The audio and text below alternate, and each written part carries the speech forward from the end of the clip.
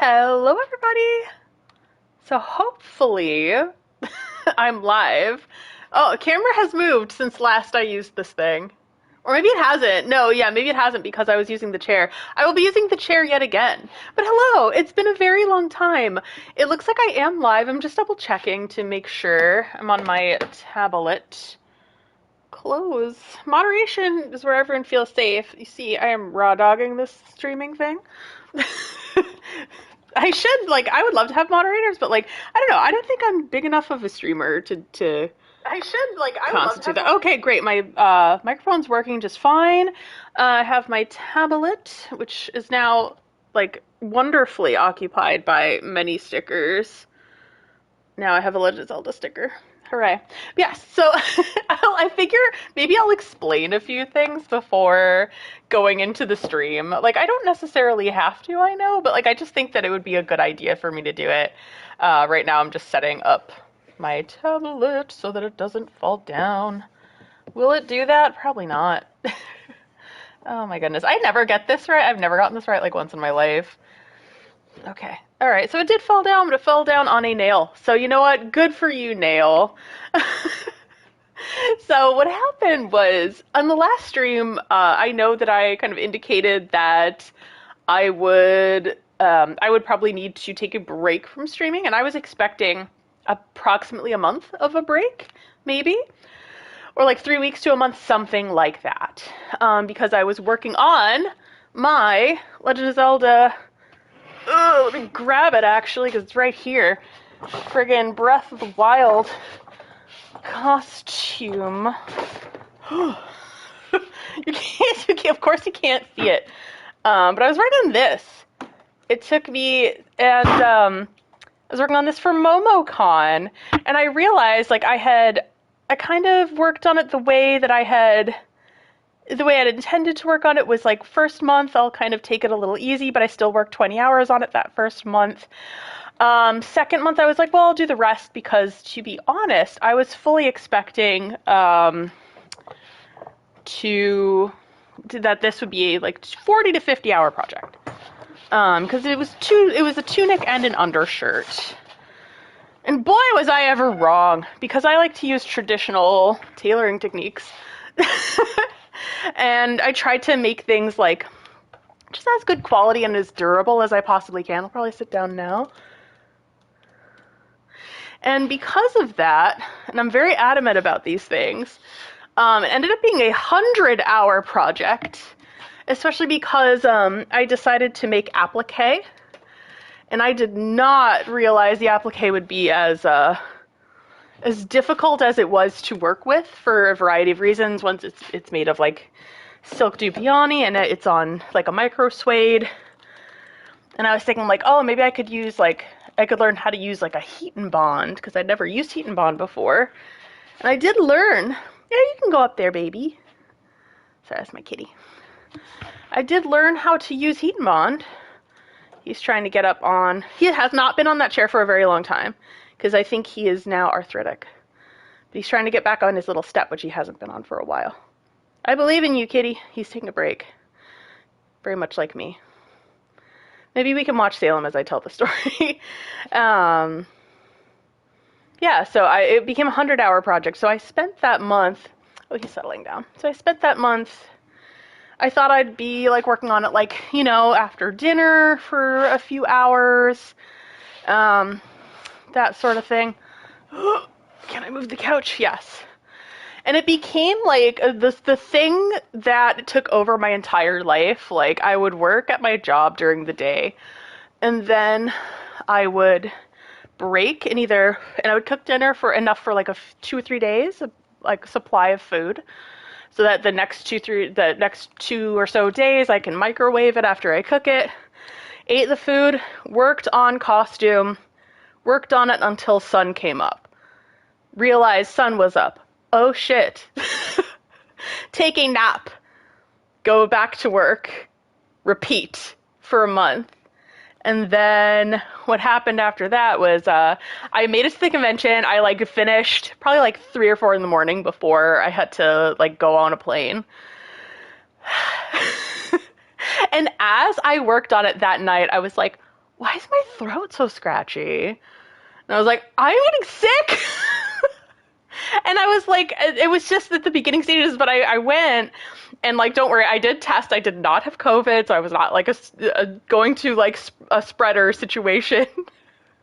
But I was like, no. But of course, it was because I didn't sleep for like a month, or like barely slept for a month. And then I got sick, so that was one of the reasons why I didn't stream. Got better, and then I went to an Evanescence concert, which was amazing. Then realized I have a dust allergy, so I was like plagued with allergies for a few weeks. And then the World Cup came up. So I was like, why don't I just take a little longer and watch the World Cup, which I really enjoyed. It was a great time. And then World Cup ended. I started having foot problems again. So I took some, like, I was like, do I have the energy to stream? Like, do I have the foot power that I can stand for even a short period of time? Like, no, I was walking on a cane for a little bit. But now I'm like, okay, I felt good. I wasn't doing really anything significant this weekend, so I was like, why don't I just take Sunday and, like, make Sunday afternoon or early evening the time to stream. So that explains things. I know. Thank you for the 3 people here that have listened to my tale of woe, or the people later on. Yeah, that's the reason why. It's been forever, but I had no plan. Did not plan on being absent for so long. So I apologize, and I thank everyone for sticking with me. But we're back to Alan Wake. I barely remember, but I do remember enough to know that last time we were trying to go back to Coffee World, and instead the story had other plans. I had to rescue Tor. I could not leave the nursing facility that he was in, the 55 and up home. So I finished that quite unexpectedly, but now I think I'm back in Saga's hands. So I think it will be back to Coffee World. I hope. I'm not sure exactly where I left off, but I'm thinking I'll just explore the areas that were flooded before. I don't know exactly what areas those might be, so I may end up looking it up if I get lost, because I tend to get lost in this game a lot. I do have the bolt cutters. I do. That's what I got. I remember that. That's pretty significant. And then, yeah, after doing some exploration, I might just do exploration, or if that doesn't take a lot of time, I might go back to Alan and do the chapter called Masks. But that's the plan, as far as I have it right now. I have a tea today. I figured if I drank alcohol, I would probably be sleepy. Happened yesterday. This is like how you know you're in your like 30s. I had a glass of red wine with dinner and immediately fell asleep. So sleepy. Oh, you know what? I did not post about being online right now. Why don't I do that? I think that would be a good idea. See, I'm out of the groove. Oh, it'll be stuck on this for a bit, so that's probably for the best. Oh, no. Ugh. It is... Okay, my tablet's not letting me because I don't think I'm logged into... Oh, no, I am logged into the Twitter. Am I logged into Facebook on this machine? Hi, Alert. Yeah, it's been so long. Yeah, I just went through a whole explanation of it, but I was making a costume. I severely underestimated the amount of time it would take. So I was thinking like, oh, this might be like a 40, 50 hour project because I was not planning on making all the props for Link. It ended up being a 100-hour project, unbeknownst to me, because I use a lot of like tailoring techniques and they're very time consuming. Whereas like other people might just use like their just sewing machine, just serging, which is totally fine and valid. But I really like using those older techniques because they make a really nice, strong seam, very clean. You create something simple, but in the simplicity there is a beauty to it. And if you like, even if you scrutinize it, like, I mean, I don't want to be scrutinized, but if you were to scrutinize it, you would see all the effort that was put in there, and like, it's something I am personally very proud of. But that being said, it took, I did it for a convention, but I might also use it for a Ren Fair. It's actually a convention that's going on this weekend that I wanted to wear it to, but then I was nerfed by God. I have foot problems. I have like 3 or 4 different, I think 3, but 3 different like serious foot problems, and they just started acting up again. So I decided, and I'm probably not a good financial decision for me right now to go to a convention. So I decided to skip it for those two reasons. But I was like, okay, well, if I rest up, recover, I'll be back again. And I'm going to a wedding in August. So I figure if I'm going to that wedding, I should financially prioritize going to my friend's wedding. Because when will that happen again? Hi, Obsidian, how are you? Oh my God, I missed you. It's been forever. I was thinking about you recently. I think it was during the World Cup. I was like, what would Cull Obsidian think about this? Because I was watching the World Cup. Like, that's one of the reasons why I've been absent. And I wanted to stream a little earlier because I found that, like, streaming late, like, I just wasn't. You went to MCR! Yes, they were in the UK, weren't they? They played some, like, good, rare songs. How was that? That must have been awesome. Thank you, Eiler. Yeah, I have a wonderful foot doctor. And like we kind of mutually agreed that I should get a cortisone shot, which is like a steroid that eliminates the inflammation because the inflammation was causing a significant amount of pain. It was so much pain I couldn't walk like without a mobility aid. So that was not great. I had like a pain flare up after that because getting a shot in your foot full of steroids can hurt a lot, and it certainly did. But every day it gets a little better, and I think it's better than it was before. I do have a little I'm not going to show my feet on stream unless people pay me money. But I do have a little I bought some copper compression for my foot, and I'm wearing it right now with some slippers with insoles in them. Because plantar fasciitis is one of the problems that I have. I also have tendonitis. I also have arthritis. So it's like a triple whammy of like a lot of pain that I deal with. Just in my foot. I have other pain too, but like that's just the foot. But yeah, no more complaining. I guess I wanted to explain like why I've been gone for so long. Yeah, super excited, Cole, about you seeing MCR. That is so awesome. Like, it's one of those things, like, I think they charge way too much for their concerts. That might not be the case in England, though, because I think they have stronger regulations on things like concert prices, and monopolies like Ticketmaster aren't as much of a thing because you have stronger regulations there. So hopefully you didn't have to pay too much. I got lucky. I did artist presale, but it was still a clusterfuck. So I paid just under $200 for my tickets, just full disclosure. I was in a stadium. And the stadium has there's the floor, which I could not for the life of me find a seat that was affordable at all. Then there was level 1, level 2, and level 3 at the top. I got level 1, but it was at the back of the stadium. But I was like, you know what, this is fine. Hold on. I'm just posting on Twitter first. And I'll post on Facebook. I got a surprising amount of people still kind of keeping track from Facebook. So I'm like, okay, I shouldn't maybe completely abandon that platform. I've been using it just a little more often lately. It's not what it used to be for sure. Oh wait, share.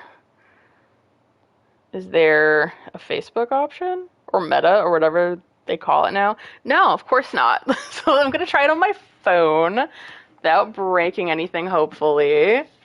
Ugh, phone is broken, but it's been broken since December when I dropped it at a golf club. I have a replacement phone, but I'm just I'm going to take this to the end. I'm going to take this broken phone to the end of the line, because that's the type of person I am, I think. Oh, I'm back to the live chat. Oh my God. Call Obsidian, I just saw that you gave me a super chat. Thank you. For you and Salem treats, not for feet. Don't worry, I already paid the what was it, the copay. You have to pay a copay for the Mr. Foot Doctor. But I have the best foot doctor. I got very, very lucky in my life to have a wonderful foot doctor. But thank you so much. This is not a platform where I do it for a profit, but it's so nice when you do get it's a little extra. And for me, it means it is significant. It's a little goes a long way sort of thing. Aha. So I can post it on my phone. Oh, that's my phone. Wait. Does it have the link on it? I feel like I didn't use Facebook very often for a long time, and now it's like I don't know how to use it anymore. Oh, I should say what the name of the game is. In Alan Wake 2. I didn't want to do my whole laptop because it is more. No more. Okay, cool. No more phone. None of this. No phone. Yes, tea. But I wanted to explain that before I started playing. Okay, so I'm back in the nursing home.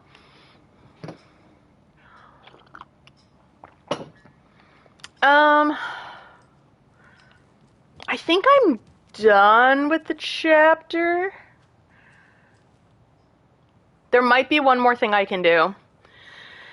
But for now, I'm going back to Coffee World because... Hi, Danger Man! Yeah, I decided that I would try to stream a bit earlier. There are my folks. I can't talk to them now. Oh, and I think I missed some conversations that I could have had with these folks, unfortunately.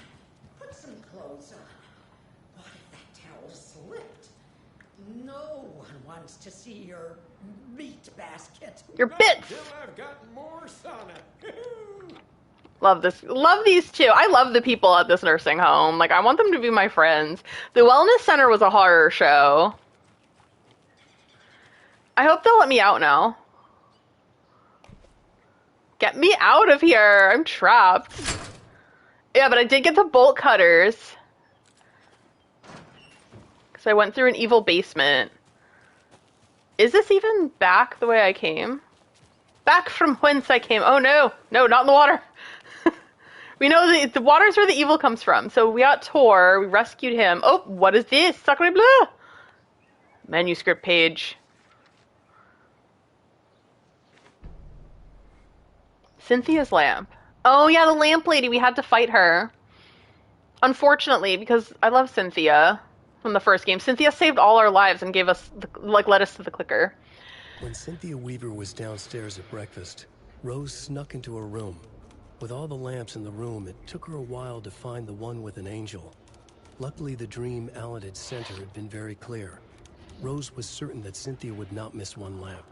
She had so many. Tonight, Rose would put the lamp in a shoebox and let it sink into the garden pond. That's what Alan wanted. That's how she could help him. The thought made her whole body buzz with joy. Cynthia knew the lamp was missing the very moment she came back to her room. She was overcome by grief. It had been Tom's lamp, one of the few things that reminded her of him. It had not worked in a long time with the cord severed and the light switch gone. But there are other kinds of lights than the ones we can see. The invisible light of the angel lamp had held Cynthia together all these years. With tears welling in her eyes, she didn't see the shadows shifting in the corners of her room. As she was corrupted and became a taken. I think it is time for side questing. There's Tor. Did I speak to him? I think I did, but I like his battle jacket. Some local buddies have a battle jacket sewing club, and I want to make it. I didn't make it this past month because I wanted to be at a certain point in my sewing project, and I just wasn't at that point. I was like, well, I can't go this time. Oh, new manuscript page. Yeah, I think this might be just a stream of exploration. And then I'm going to a friend's wedding next time. But I'm like, one day I will have friendships. Odin loses an eye. It's 1988. A face-off between deities on the rim of Cauldron Lake, high above its dark waters. Thunder roared. The old gods facing something even more powerful. Something harder to define even. Or, changing the perspective, raving lunatics all, caught up in the frenzy of a shared delusion. The old gods, the corsairs of the Sea of Night, and the Dark One who yearned to stand in between, who had always stood in between, who would soon stand in between. We help you, you stay away from our family, Tor Anderson snarled over the thunder. Yes, until you all come to me, came the answer. That's never gonna happen, shouted Odin. I will take this as collateral. Shall you remember our deal, said the Dark One. Blood arched from Odin's face as he fell to his knees. Lightning hit the dark figure on the cliff, and with that, he was gone. Tor rushed to his brother. Are you alright, bro? Effectively blind in that moment, the eye patch covering his left eye, his hand over the now empty socket of his right, blood oozing out of it. Odin cursed. The bastard took the wrong eye. Oh, what does that mean? So Eilert asked, is it worth it to give Alan Wake Remastered a try, but on the Switch port? I think it's definitely worth giving Alan Wake Remastered a try if you've never played it. I highly recommend it. I loved that game. Controls can be slightly janky for modern players, but I played it in 2021, which is still modern times, right? And I thought it was fine.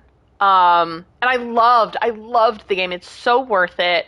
It's a great precursor to this one if you ever want to play Alan Wake 2. You don't necessarily have to play Alan Wake 1, but I do recommend it because there's so much that will make a lot more sense. If you play Alan Wake 1, you'll get to know the characters and like what happens to them in between. It's great. Switch, I think it would play just fine on the Switch because it is a game from 2010 originally. So I say give it a try. Why not?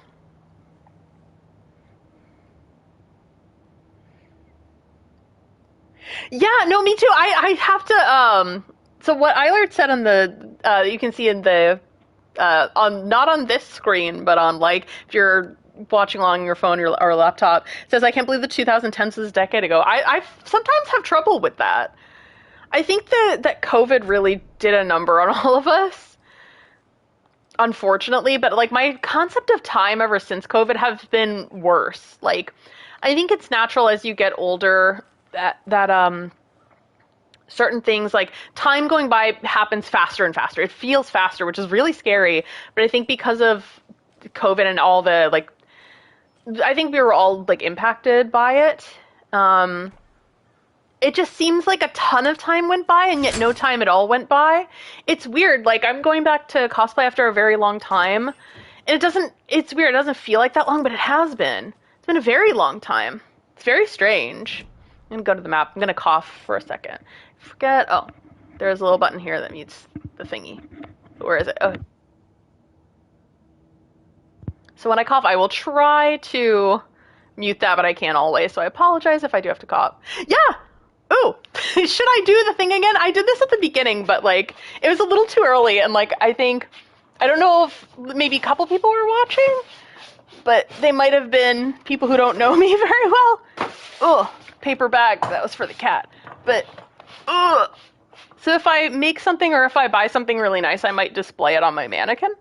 So this is the Link costume that I made. The Sheikah Slate I did not make. I bought this on Etsy. Somebody 3D printed it, but it is wonderful. But this I did make. It took much longer than anticipated, but that's because this is all applique. And I satin stitched. I don't have an embroidery machine, so I satin stitched all of this with my regular machine, which is insane. Took a very long time. And I should have known that as an experienced sewer, but nope. Guess who vastly underestimated the amount of time it would take? It was me. And I made all the belts I bought strips and I hand dyed all of them and I added the buckles and that also I'm very proud of. I was like, I could just buy some belts. That's fine. But I was like, no, like I must have my hands in this. Yes, so that's what I did. Thank you. Yeah, like I love it. I really I can still see like every little bit that's like uneven, but I have to like remind myself that I made this by hand and that then certain things did slip a little bit as I worked with it with the machine, like because the machine's not optimized for that kind of work. And also, I think only I'm the one who's going to notice these things unless somebody's really judgmental, and then I don't know if that person's a really particularly good person, if they're going to be that judgmental about something that somebody handmade. You know what I mean? So I use that. I have it in front of me so I can think, so I can be proud of it. And like, yeah. It's yeah, so this one I'm not competing in it right now because I do not have the props, but like in the future I'm open to competing with it. So um this could be a competition build. Like all of the seams are either flat felt or French seams. All of the hemlines are faced. So they all have facings. It's all hand done. I'm just I have very high I have very high standards for myself. Not for other people, because I wouldn't want to place the burden of that sort of standard on other people. I don't think that's fair. Is this stuff that I haven't explored yet? Maybe. Because it is all blacked out. But where do I want to? I want to go back to Coffee World.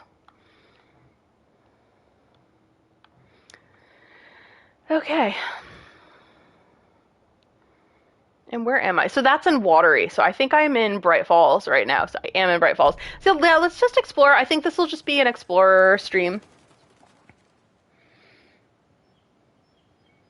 Oh, thanks. Yeah, I learned I've been sewing for a long time. Bunka Woods. Is it like Bunka Hill?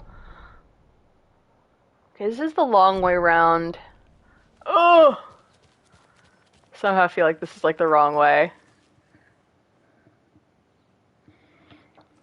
Yeah, I've been sewing for a long time. Like first like maybe 4 years of sewing, I was self-taught. And then I kind of knew I needed lessons, like I needed people to teach me. So I went to Mass Art and I studied fashion for a while. So now I'm not entirely self-taught. Then after that I did more on my own.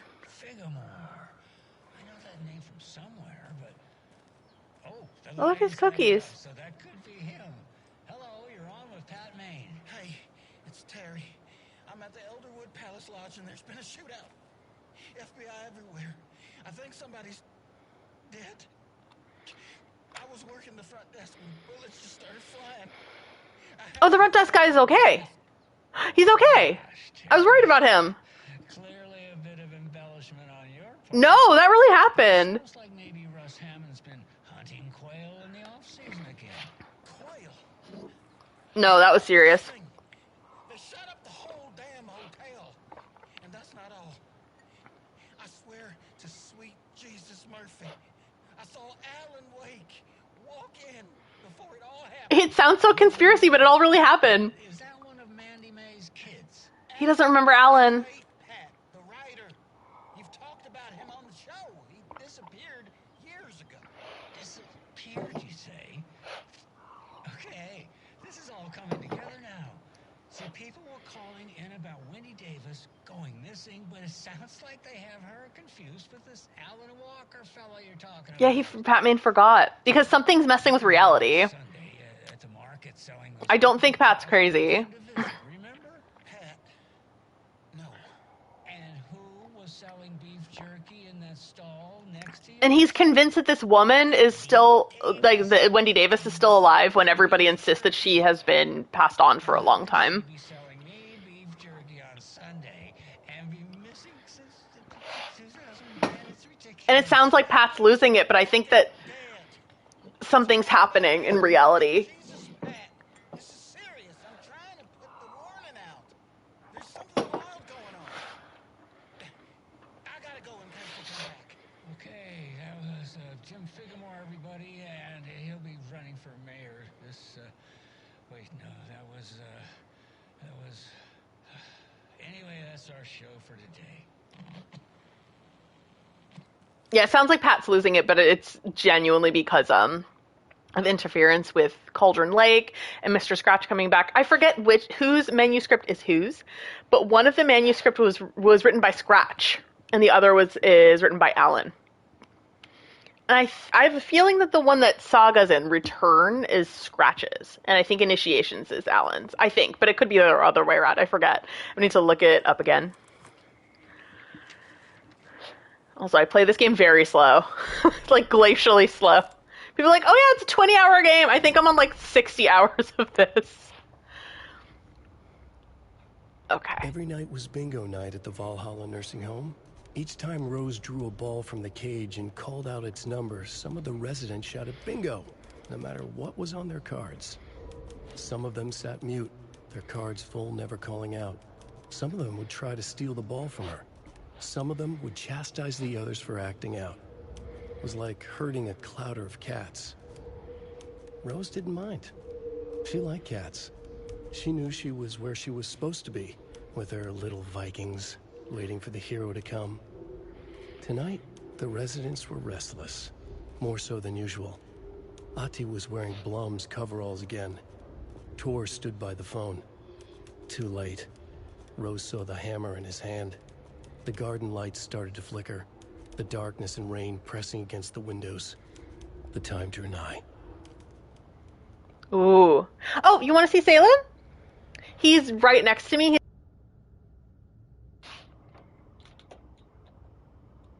So there is. You see that little black ball of cuteness? That is him. He's having a snooze. I'm weird. Like, there's a sofa and I'm sitting on a chair in front of the sofa. Don't judge me. Yeah, when they said, like, oh, she liked cats, I'm like, me too! I love Rose. Rose does, like, fan art of Alan Wake with little, like, cat ears. Hi, Cole! How are you? Cole is awesome. Right, yeah, I know. He does answer to baby. If I'm like, are you baby? He's like, I sure am. He's been so good. Like, I've been, like, just burnt out and exhausted from, like, all that happening. Like, you know, working on the costume, getting sick, then fighting with allergies and fighting the foot problems. Like, all of it kind of knocked me out. So I've been kind of trying to dedicate myself to resting a little bit more. And, like, I'm trying to change my schedule a little more toward, like, the afternoon instead of packing everything into the evening. Because, I will say, like, a lot of my creative juices come out at night. But my physical energy, I think, peaks in the afternoon. So I'm like, so as you can see here, I'm going to try my best to, you know, to stream a little more in the afternoons instead of really, really late at night, which is what I was doing before. Especially if I have nothing else to do. Like, I had housework, but I was like, why don't I just finish the housework first? That's what I did. Ooh, so Cole entered 30 recently. Congratulations. 30 is a good time. Like, don't let anyone tell you that it's not. I wish that I had spent more of my 30s, you know, enjoying my 30s, because I think it can be such a good time. Already very tired, but glad to finally get your stream. Yeah, it must be a different time. What time is it in the Philippines? Ooh, bunker wood stash key. A nice convenient arrow for dum-dums like me. Bunker Woods. Is it anything like Bunker Hill? Oh my god. 6:19 a.m. Yeah, I'm in the tail end of the 30s, like, and I'll say, like, I did get injured. So the hip injury that I feel in my back, so sometimes I might call it a back injury. Oh shit, do I remember how to actually play this game? I got it when I was like 32. Okay. Aha.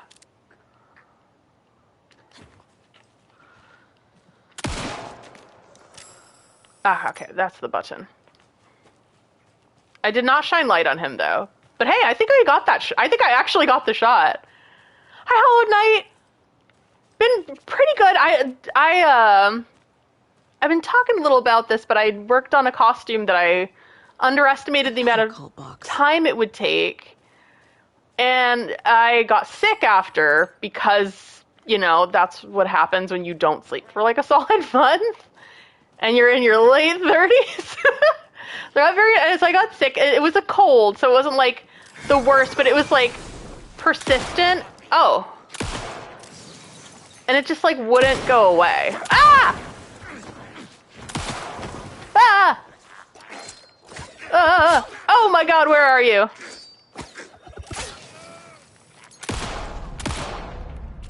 Okay. Okay. I I think that's all of them. need some ibuprofen stat! Speaking of being in the late 30s, me and Saga Anderson probably have that in common. We need our ibuprofen right now. But other than that, I've been okay. That's why I've been gone for so long, and I did not plan on it. Ooh, we got symbols, so that might be a key. I just had open the stash. So, like, when you get one thing I will advise, like, in your 30s, have like a kitchen ibuprofen. Have if you have like a backpack that you travel with or a purse that you go to work with, you have a backpack / purse ibuprofen or Tylenol, whatever works best for you. Have one on your nightstand. So it's like, for me, like, I got aches and pains, I think, before I should have because I got injured. And then my feet, I think, I work out a lot, so that just kind of catches up to me. Stash key. Yes, you have the right idea, Cole. But that's the thing, but, like, being 30, don't stop living. Like, please don't do that. Like, it wasn't really my mistake, but, like, I was living in a situation where, like, I was kind of expected to stop living. Because that was the expectation. Oh, you're over 30 now. Like, stuck at home forever.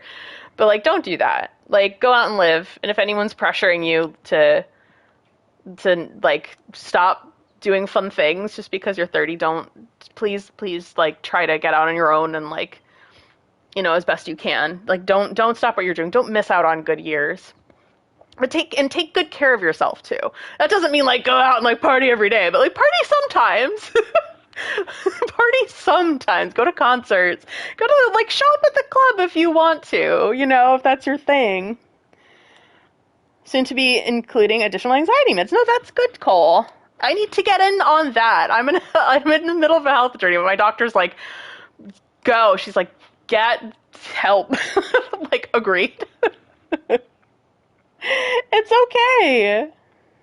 Yeah, no worries, Cole. It's okay. I'm open to talking about this. I think it's important. Like, you can't hide from the trees. We are everywhere. Because it's called the Cult of the Tree. They thought they were clever.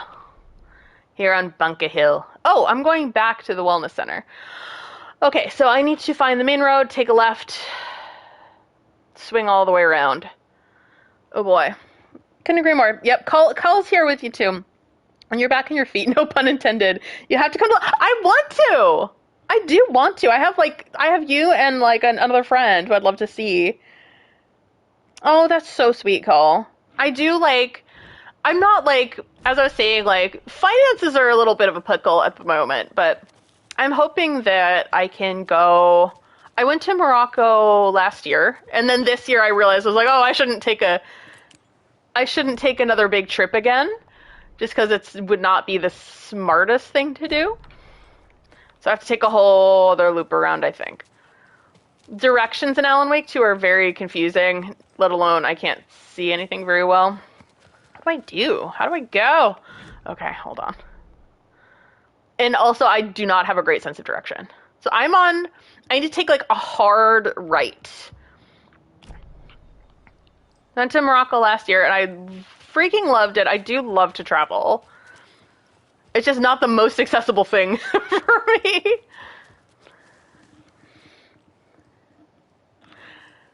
But, like, going to Morocco was so magical. Like, I probably annoy the crap out of my friends talking about it, because, like, I loved it so much. Yeah, I agree, Cole. I think it's just it was Frankie. Frankie talked about how things being hyper-realistic in this game sometimes come at a detriment because everything kind of looks the same, especially when you're alone in the woods at night. And it happens in a way that, like, I would say the linearity of Alan Wake 1 was to its benefit. I thought that was beneficial because you always kind of know where you need to go. Oh, the cabin. Okay, so I go straight. There is a cabin there, and hopefully that is a safe space. We love safe spaces in horror games. Yeah, those of you who just turned 30, do not fear your 30s. The 30s is a hot time. You will get more aches and... Well, you might get more aches and pains. Some people don't. So, like, if people are like, oh, you'll definitely get more aches and pains, that's not necessarily guaranteed, but, like, you're more likely to start getting them in your 30s if you don't have them already. Just take good care of yourself. Like, that would be my advice. Like, take really good care of yourself. Don't overdo it. So I have a Link Breath of the Wild costume that I would like to so right now I'm working on oh, there's an evil dude. There's a dude hiding in the woods. But I am working on redoing the undershirt because there are elements of it I didn't like. Like, I accidentally made the sleeves much too short. I thought that they'd be fine, and even when I, like, tried it on, I was like, oh, this is fine. But then the outer tunic, like, pulls the sleeves, like, up.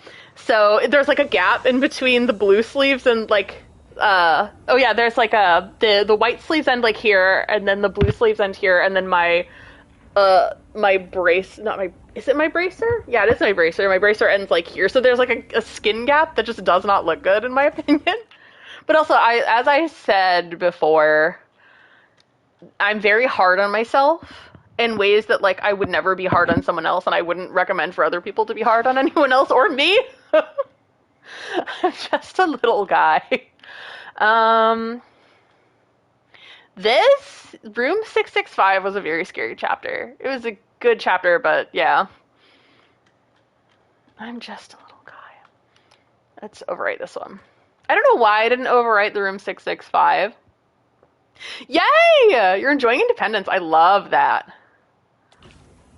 That's definitely something that's good to do. Yeah, I'm living alone for really the first time in my life. I kind of enjoy it. But I do miss companionship. That's what I do find. So, like, there's, like, a trade-off. I have so many arrows. I just don't use the crossbow. I'm gonna move this. I'm gonna just make that decision. Inventory in this game is kind of tough.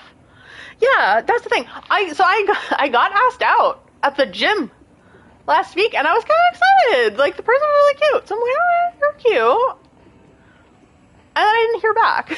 So I'm like, okay, this could be 100 different reasons why I won't dwell on it. And then I was thinking too, I'm like, do I want to interrupt my cute life with my cat? I was like, well, I could if they're the right person, sure. But, you know, they will not be the only one. But it was a cute situation. I was like, I'm not gonna lie. It was like it was good vibes.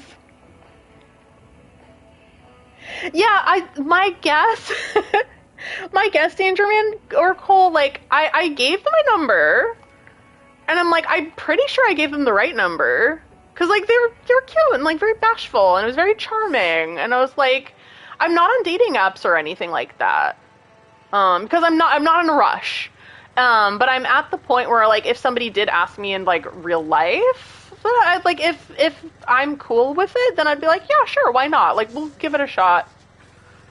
Someone's coming my way.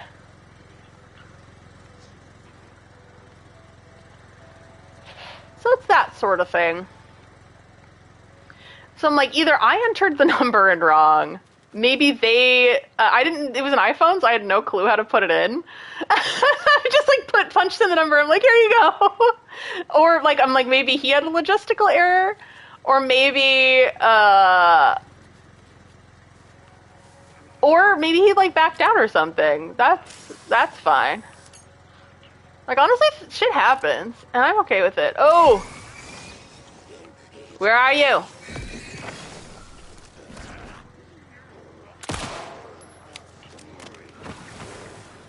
Oh, good lord! Ah! Ah! Ah! Girl! Ah! Am I out of bullets? I can't be out of bullets, dude!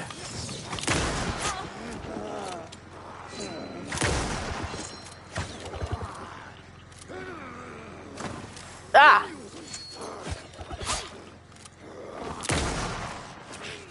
There we go. There's more. There's more dudes.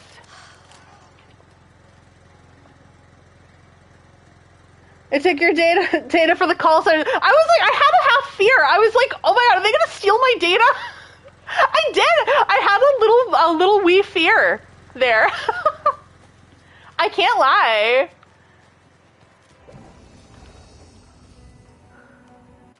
I will save it again. Yeah, I wouldn't like. I mean, who knows? But I'm just like, it was flattering in the moment. So why don't I just enjoy the flattery of having that little moment?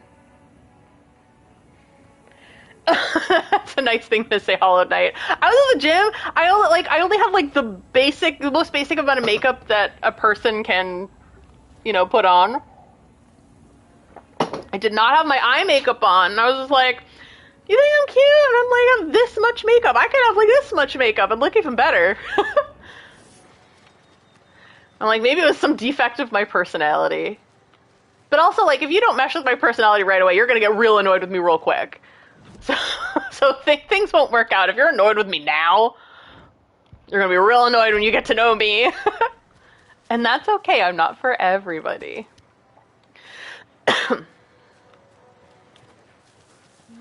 Yeah, as I said, like, did they come back?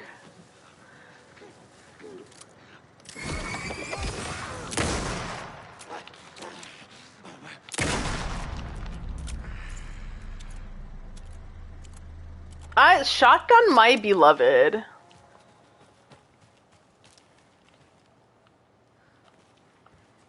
Let's see. I just want to go back to Coffee World, which means I need to go to the car. Yeah, exactly. That's what I was thinking. I'm like, I think it'll be awkward, because I did go back to the gym, but now I'm probably gonna go back at like slightly different times and days. So like, that would be so awkward. I'm like, what if something did go wrong? I don't know.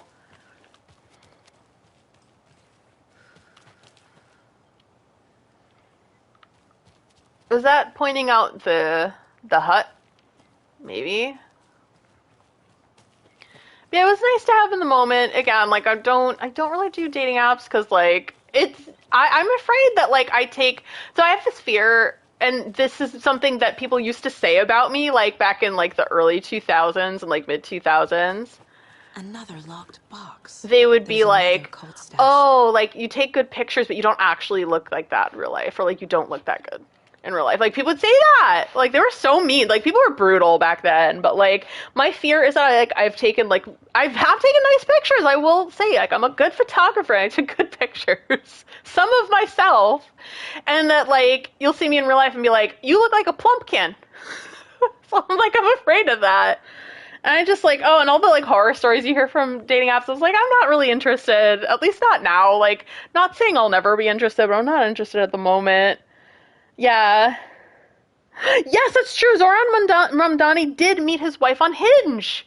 I think last night I was like, I had a major like insomnia time, and I was like, I'm praying to God and Mayor Mamdani that I can get some sleep tonight.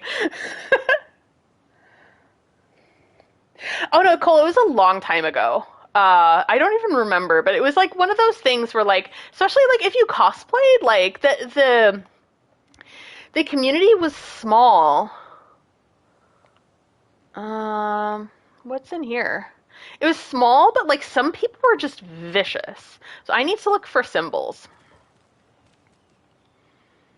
See, that's awesome, Call. Like, that's the thing. So that's why I'm saying that, like, I'm not opposed to them, and I might one day use them. Like, one day I might have anchoring. I might be like, why don't I just download this to my phone? But today is not that day. Not yet.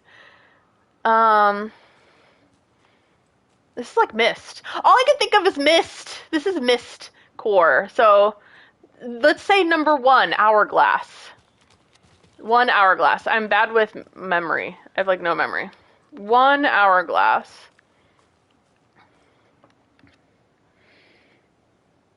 Oof. Lots of people talking. So I'm gonna just catch up for just a second. He's holding up the U.S. government on his short back. I really like Mayor Mamdani. It's nice to have I I mean, I'm saying as of right now, so who knows what will happen in the future. Like, we could find out more things, but like as of right now, it's really, really nice to have somebody in the US government who's doesn't seem to be in someone's pocket and isn't corrupt and like just seems to be a nice guy. Like, I like him a lot. Ooh, okay. Out. It's almost like Sam Lake had a lot of inspiration. Right. I'm thinking like Sam Lake was inspired by Twin Peaks for sure. And he credits Twin Peaks. I think a lot of this is very Myst-like. So like in my childhood, I played the game Myst, which is a wonderful game. If you have Steam, there's like the Myst Masterpiece Edition. There's like a Myst 2020 edition that's super, super realistic. There was like a bad hurricane at one point, and my laptop is not optimized for games at all. But I was like, I'm sure my laptop can play a 2013 version of a 1993 game. And it did. And I like passed the storm time playing Myst Masterpiece Edition on Steam. It was one of those things that like kind of made me creep toward getting a Steam Deck, and I'm very happy I did. Yeah, exactly. Cool. Like, I know, like, I've said things in my life about certain, like, people and politicians where, like, later I find out more about them, and then I'm like, oh. And I'm like, no. And I, like, kind of regret it later, but then, again, you can only say, you know, you only have so much information in your life. So I try not to regret too much.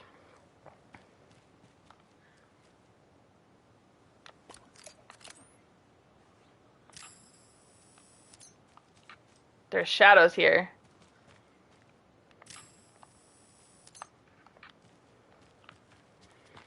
Oh my god. Yeah, like Mom and I's one, like I really like him so far. So I think the first one, let's just tinker around. The first one's like kind of like an hourglass, like directly up and down, right? Hourglass.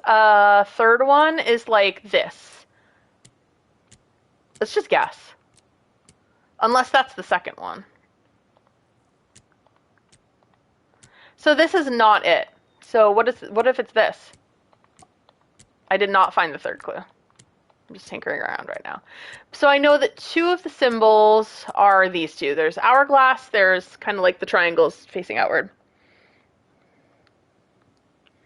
Yeah, job market is awful. Like, I have a lot to say about my job, but like what I do day to day I really like, and I'm very lucky to work with some really good people. Like I had a run-in this week with it was a not so good run-in with a colleague, but like I told my boss about it immediately, and she was like, don't worry, I have your back. And it was like, I work with really good people. So I'm very lucky. Like there were some layoffs though at the company, which I was devastated about.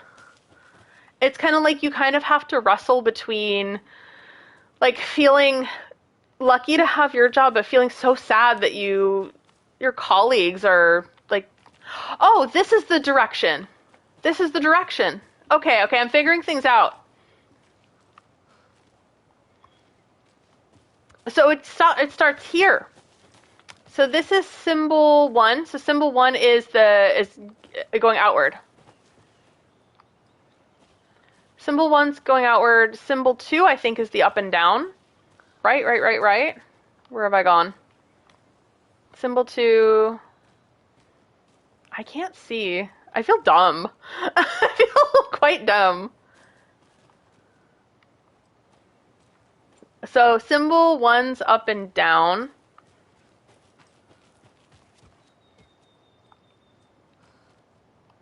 Okay. Hold on. Let's see if I can remember that. Well, shiz, I forget. Okay. I do not know clue number 3. I just know that those are 2 out of the 3 clues. Okay, it's not in this order. Okay. I will get it one day. We can chat in the meantime. I'm not in a hurry, and I apologize if anyone's like, you're missing something obvious. Wait, what if that's like the first clue? Is that like the obvious first clue that I'm missing? It's a clue. Recently I watched the friggin' National Treasure movies with Nick Cage because I was having a Nick Cage moment because I watched Spider Noir, which I loved. And I was like, I need more Nick Cage in my life. Spider Noir is wonderful. Even if you're burnt out from Marvel titles like I am, Spider Noir is such a breath of fresh air and such a treat. It's like it's Nick Cage being maximum Nick Cage as a noir detective, as Spider-Man. I loved it. I loved it. It was great. Highly recommend. I don't know if they're going to do future seasons, but it's I think the story is really nicely wrapped up in that first season. So even if it's like a mini series sort of thing, mwah, really really well done. So Eilert, I think yes. So if you want to, so every Zelda's a little different. I think you can start from anywhere. But Breath of the Wild is wonderful. One thing I've been doing is I've been watching YouTube videos by people who they've never played a Zelda game before, and they're like, oh, Breath of the Wild is an amazing game, and they're not like as like old as me, and they're not as experienced in gaming as me, so they're like having their first experience playing Zelda, and it's so magical. It makes me want to cry because they're so like in the wonder of Zelda and discovering it for the first time through Breath of the Wild. It's really beautiful to watch, and it kind of like when I'm feeling down, those are the videos I watch. People who are like maybe like 20, and they're like, I played this game for the first time. It's opening up my whole world. And you're like, yay! You're like, okay. Sometimes I believe the kids are all right. But long description aside, Eilert, if you want to start with Breath of the Wild, I think it's a great introduction. I could not get into Tears of the Kingdom, but I know other people who loved it. So maybe try Tears of the Kingdom, see if you do like it, and if you do, great. I also highly recommend, like, my favorite game ever is Ocarina of Time. I love that game so much. Like, it is so close to my heart. I think my second favorite Zelda game is Breath of the Wild. Third favorite is Wind Waker. Which is tough because I love Majora's Mask as well. Majora's Mask is a masterpiece. Majora's Mask, I think, is number 4. Yeah, it's okay. Like, it's easy, either, to get kind of decision fatigue when it comes to Zelda because there are so many titles, but they're all so different. There will be some titles you love and some that you don't care for, and that's okay. Like, that's one thing I learned over time about the Zelda series. I felt kind of self-conscious where I was like, oh, I don't know if I like this game. Like, but it's a very popular game. Like, what do I do? And it's like, it's okay if something isn't for you. Because there will be a Zelda game that probably is for you. So for me, like, I tried to get into Link to the Past quite a bit, but I think I had already played Ocarina of Time, and which is really similar to Link to the Past in a lot of ways, but the gameplay is like the gameplay opens up. It's in my opinion is better, and it's more for me, I think. Whereas other people will be like, no, Link of the Past is the best, the best. Like, it's my favorite. Yeah, I'm rambling, but yeah, like I got spoiled by Ocarina of Time because that was my first Zelda game, and I loved it so much. But yeah, I highly recommend getting into Zelda. Just get into the, Breath of the Wild it gives me good feelings too. I remember, like, I was having a tough time in life, but I would just dive into Breath of the Wild and, like, something I did not stream just because it was, like, for me and me only. And I had so many great days just exploring Hyrule. And, like, it was a beautiful experience. It's something that I hope that everyone will have a gaming experience like that, I hope. Somewhere in Japan, Miyazaki's crying now because Michaela said none of the fave games are made by FromSoft. Oh, I was just listing Zelda games. I wasn't listing in general.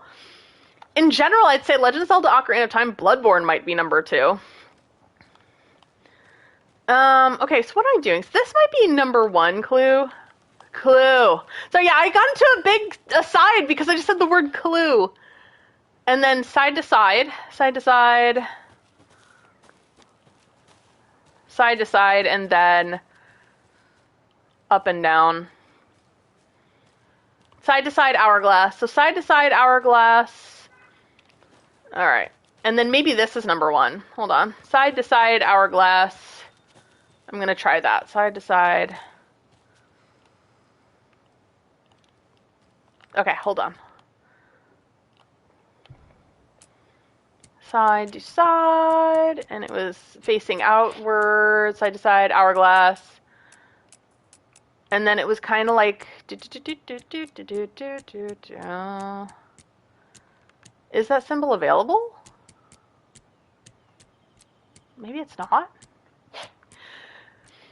I'm cooked. I'm cooked. I do like that expression. There are expressions now that I like and some I don't, but I'm cooked is kind of one, or like we're cooked. It's such an unfortunate phrase, though.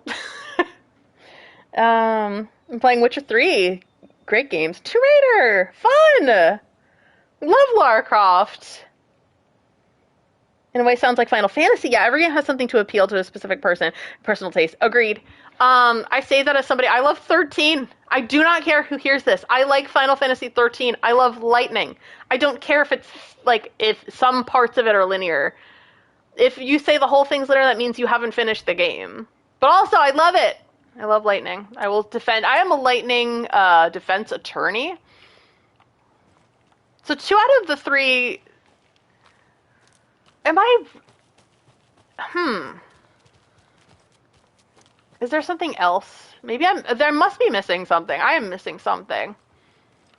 Good thing this game's made for adults.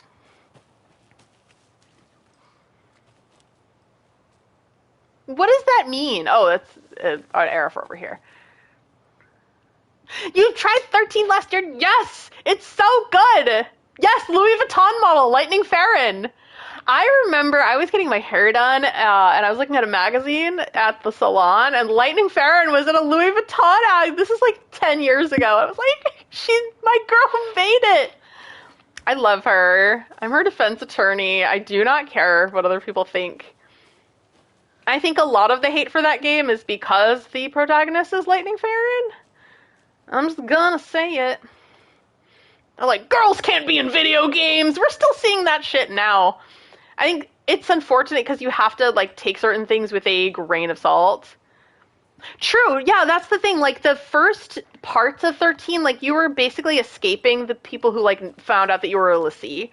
As far as I remember, it's been a long time since I've played it. But it was a very tense sort of situation. But I love her. My top favorite Final Fantasy is Final Fantasy X. I love Final Fantasy X. Second is... I'm gonna burp. There we go, sorry. Final Fantasy IV. I love Final Fantasy IV. Final Fantasy IV just celebrated its 35th birthday. I played it on the DS first. So that was the first game I had ever played. Was it my first? No. I think my first Final Fantasy actually was 13. FF8, yes.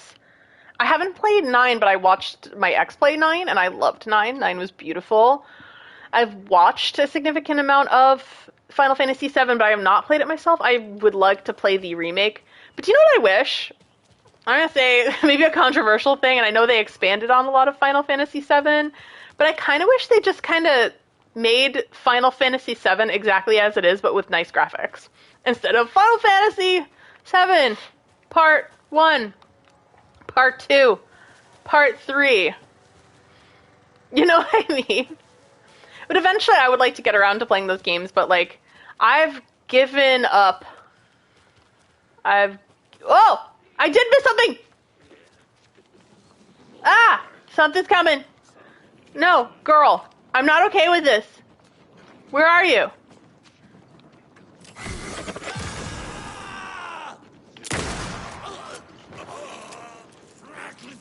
Ah! Stranger danger!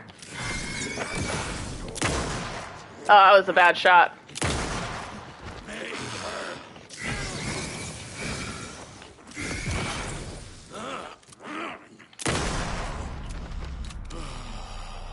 Okay, this was the clue I was missing. You better have bullets. Or some ibuprofens. Or a donut or something, cop! Sorry. Okay, this is the second clue. This is clue number 2. So, I feel like I missed quite a bit because I haven't played Ragnarok. I was confused. The reception is ridiculous, so I won't speak on the reception. But it looks like a fun game. Like, I think that it's cool that we're playing as Faye.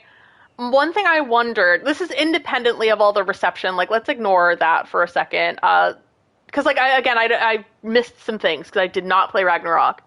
But I was kind of confused because I kind of liked Faye haunting the narrative and making it like the sort of thing where it forces Kratos and Atreus to work together, like in the absence of her. And I thought that was such a beautiful story from the first one. But I think I missed something important in Ragnarok. So I'm like, oh, will it dampen that part of the story? But apparently, like, Santa Monica Studios was planning on having that game for like since the beginning. So I was like, okay, so it's a part of like their plan. So I was like, all right, so I just should trust them. My main thing, it looked cool. My main thing was like, why is there a cube? Why is there like a jelly? I'm just confused, but it looks good, and I trust the people working on it. Like they had said that the people were working on it the whole time. They have some great screenwriters on it who I'm familiar with and I think are very good. So like that's my opinion. I'm just kind of confused, but like I'm happy for them. Jack Quaid, yes. Yeah, the reception is like, oh, we can't play God of War as a girl. Like, I'm just like, let's ignore that for a second. I try not to give those people a lot of runway, but unfortunately they have a lot of sway in gaming. Truly a scourge. Yeah, so Sekhmet. Sekhmet is also in it. But I'm like, I don't know, maybe I don't know enough about my girl Sekhmet to know for sure. I know that she is a very much like a goddess of war, so good on that. I'm happy to see Sekhmet though. But she's a goddess of other things as well as war. It's like kind of like how Freya is the goddess of war, but she's also the goddess of love. Or Athena is a goddess that looks after you in battle, but she's also the goddess of wisdom. But then again, this is a video game. I shouldn't think too hard on it. I think I get into the classics a little too much, and then I'm like, my dumb brain. You know what I mean?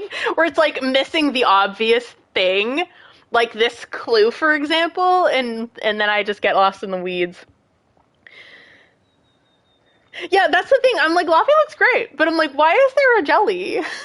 I have so many questions, which one day I hope to get around to playing Ragnarok, and then Laffy as well. But unless it's on PS6, because I will not be buying a PS6.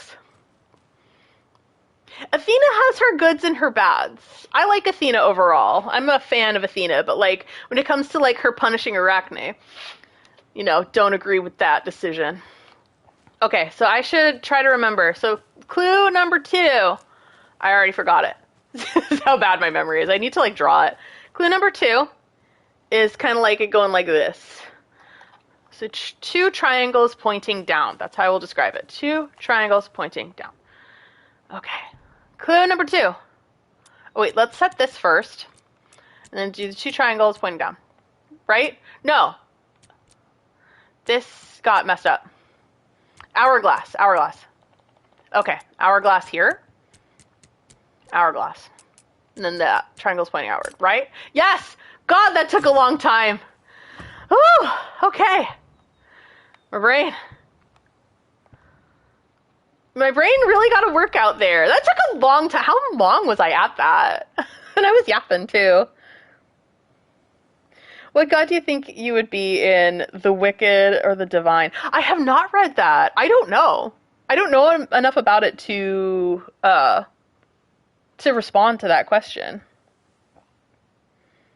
So PS6 didn't necessarily get announced quite yet, but recently PlayStation announced that they would stop producing physical games as of 2028, and which is an extremely anti-consumer decision on their part. It allows them to really have full control over the pricing. The pricing may not ever go down, or if they want to spike the pricing on a game up, they just can, because you won't be able to go to a brick and mortar store or buy it used online or in a store in any way. So I strongly disagree with that decision. They did double down recently. Their CFO doubled down.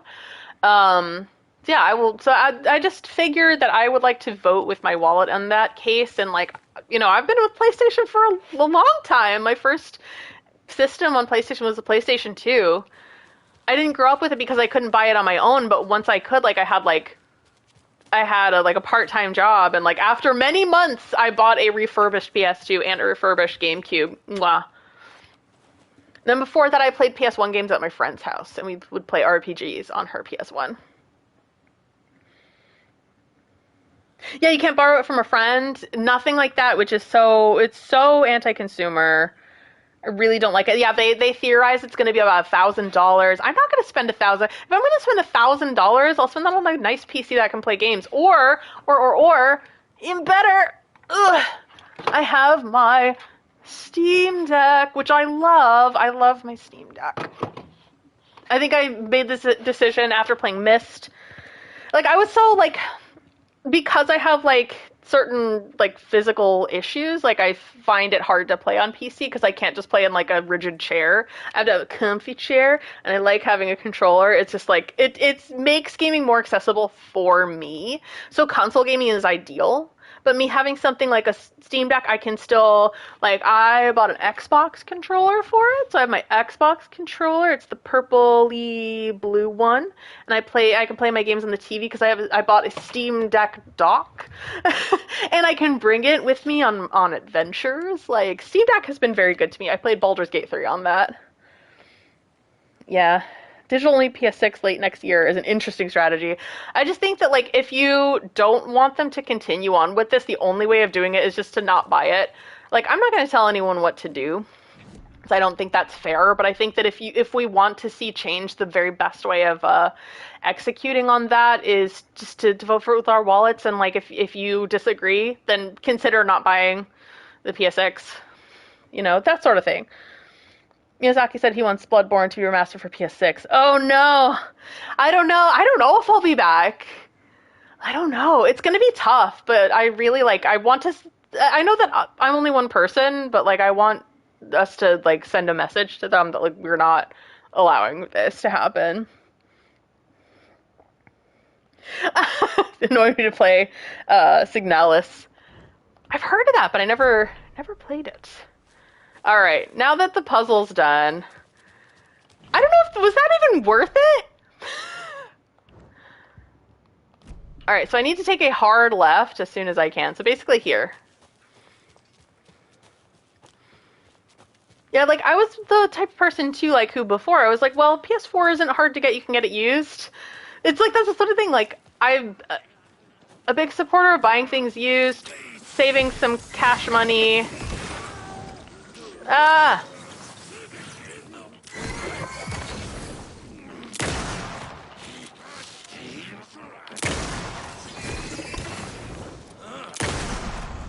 Oh, I love the shotgun. Ooh! Yes, yeah. Same with, AI is definitely at the forefront of the problem because, AI does drive up the prices of a lot of this hardware, as we know. I was supposed to go to Coffee World. Instead, I'm on the banks of Cauldron Lake. Am I just going backward? No, that's a ranger station. I'm going forward. So it's not a shotgun? Oh my god, okay, hold on. Is it not a shotgun? A hunting rifle? Alright, hold on. I swear I know how to play video games. It is a hunting rifle. You were right. You were right, Cole. Thank you. I am not a gun nerd. I'm American and I'm not a gun nerd. I'm from America. And I'm not a gun nerd at all. Somehow Salem can sleep through all this nonsense. Go to the sheriff's station. I'm here. Okay. Oh, I'm actually doing things that are important. America! I thought this was America.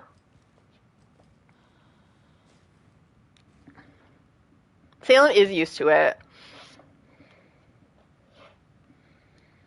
Motherfucker, I did a stupid ass letter of intent. I'm reading what Danger Man said. Letter of intent that spooked everyone and effed us all over. Yeah, not just consumers, but even some enterprise peeps who've been screwed over. Yeah, I mean, even so, I know this because I work at a company that's very like, we're AI first, which I have some feelings about. That's why it's like I can't talk about it. Not gonna talk about it, but like as you all know, strongly disagree with this stance, and I do everything, like, I don't use it. So I'm just like, okay. But, like, so they use Claude, which is from Anthropic. And Claude recently changed its license so that, like, before it was, like, per seat. So it was like, okay, like, every person could get a license for Claude, and that's what they had to pay for, and now they're doing it per use. So the company is, again, I can't say much, but I do think that there are some people in the enterprise who are breaking a sweat over that. Why can't I use my stash key? I can't use my bolt cutters. All the things that I found. Okay, and I need to clear out my inventory. I'm gonna just discard this. It's fine. I have so many arrows in my sword, and I have not used the crossbow at all. Propane and propane accessories. Speaking of, there's a new season of King of the Hill, if you like King of the Hill. Speaking of Americans and valid Americans, Hank Hill is one, in my opinion. He's, true blue Texan. I really like King of the Hill, and I think the reboot of King of the Hill is wonderful. They kept the soul correct to what King of the Hill always was. And I love how, with Hank, like, you can tell he kind of leans kind of conservative, but at the same time, his love for his family and his neighbors and his community always is over, whatever his, like, conservative beliefs are. So watching Hank, like, change his mind and, like, really operate based on that love is so endearing to watch. I really love it. And even they make it make sense for 2026, because a lot of people who would have been like Hank might have gone full conservative, but they make it so that, like, there's an explainable reason why he's still the same Hank. And he has always been. Love Hank Hill. Yeah, and the problem is, like, as much as, like, I want to say, like, hooray, I do think that the bubble should burst.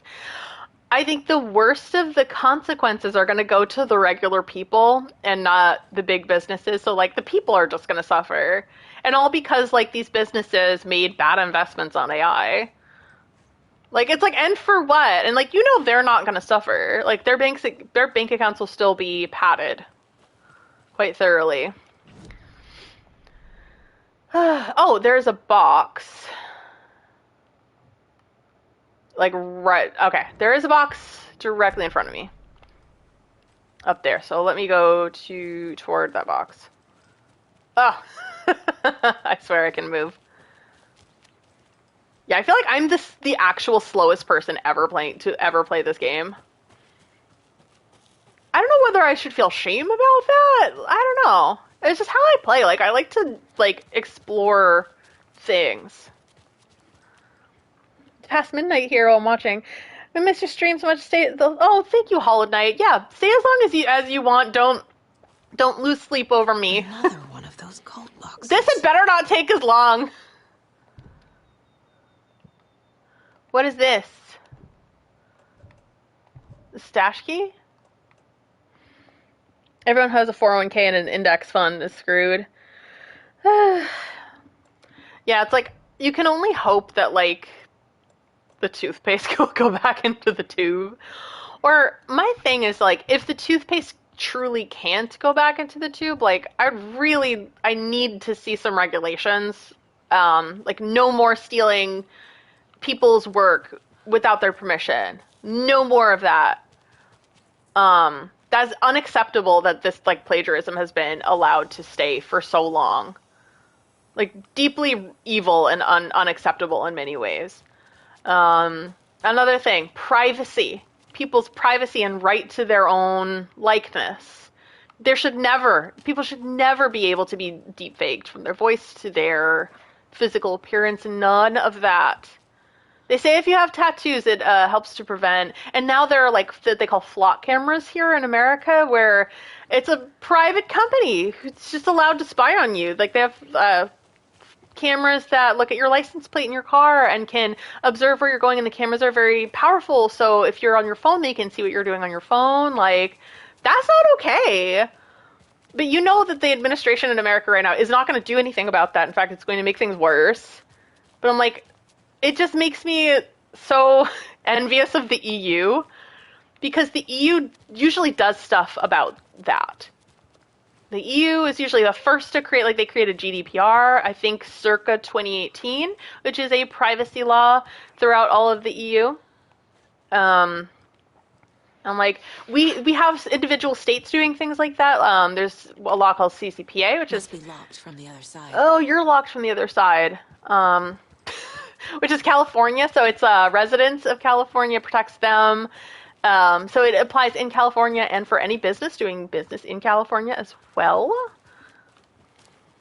So it creates pressure, but it's just not enough. What is happening? You hear something. But yeah, like, that's the thing. So there's something's gotta give in terms of like regulatory and the regulatory landscape around AI. Like if that is here to stay, look at that! A puzzle. If it is here to stay, like we have to regulate it. I feel like I'm crazy because there's so many people who just don't care. Like I had a family conversation last Thanksgiving with like certain people who are like, "Oh yeah, I use it," and I'm like telling them like I'm a professional writer. You know, like this harms me directly. And like I love to do art too. Like it like legitimately just harms me. And they don't care. They're just like, this is how I teach my students. I'm like, well, you shouldn't. Like, why? Why can't you use your brain? Your brain exists. Like, you're not an idiot. You know, like, I'm so, like, close to, like, I'm not going to call people in my family an idiot, but, like, I'm like, you're not an idiot. You can use your brain.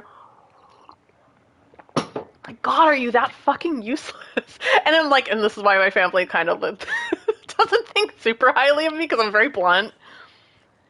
But it's like, I have principles, man. Is it a crime to have principles?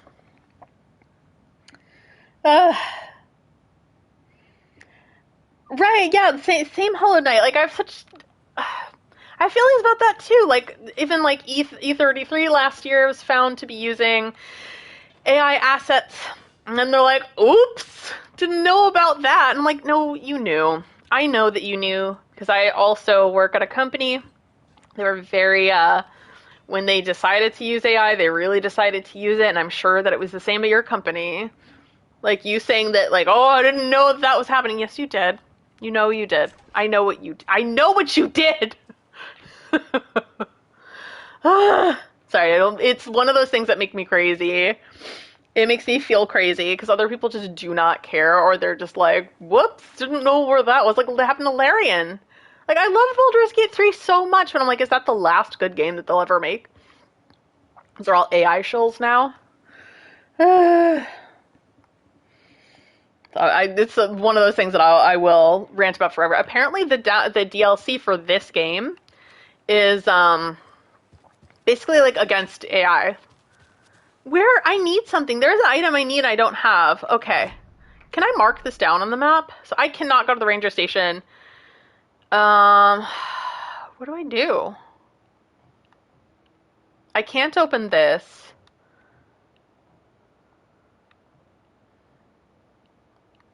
Did I get them? I must have missed, so maybe I missed things down there. I was gonna go to Coffee World, and I'm like stuck in this area, but it's fine. It's fine. What chapter? Oh, I'm still in Old Gods. So yeah, we'll go with the flow. I won't be, let me just not be angry at like going with the flow. Instead, allow myself to go with the flow. I have been told that I'm of type A personality. It's like, no, don't get angry that things aren't working out the way that you planned. It's fine. It is a video game. It's not that serious. You might get killed by an evil shadow man. Oh, Old Gods is the name of the chapter. Yeah, Frankie, I totally agree. They really do act like... I feel like they are trying to rob people of their ability to do things independently. I had a colleague, you know, obviously won't say it, who it is, to protect their privacy. as I shoot a patient in the face. But he was saying, like, he was also a writer like me, but he, like, kind of embraced AI really quickly.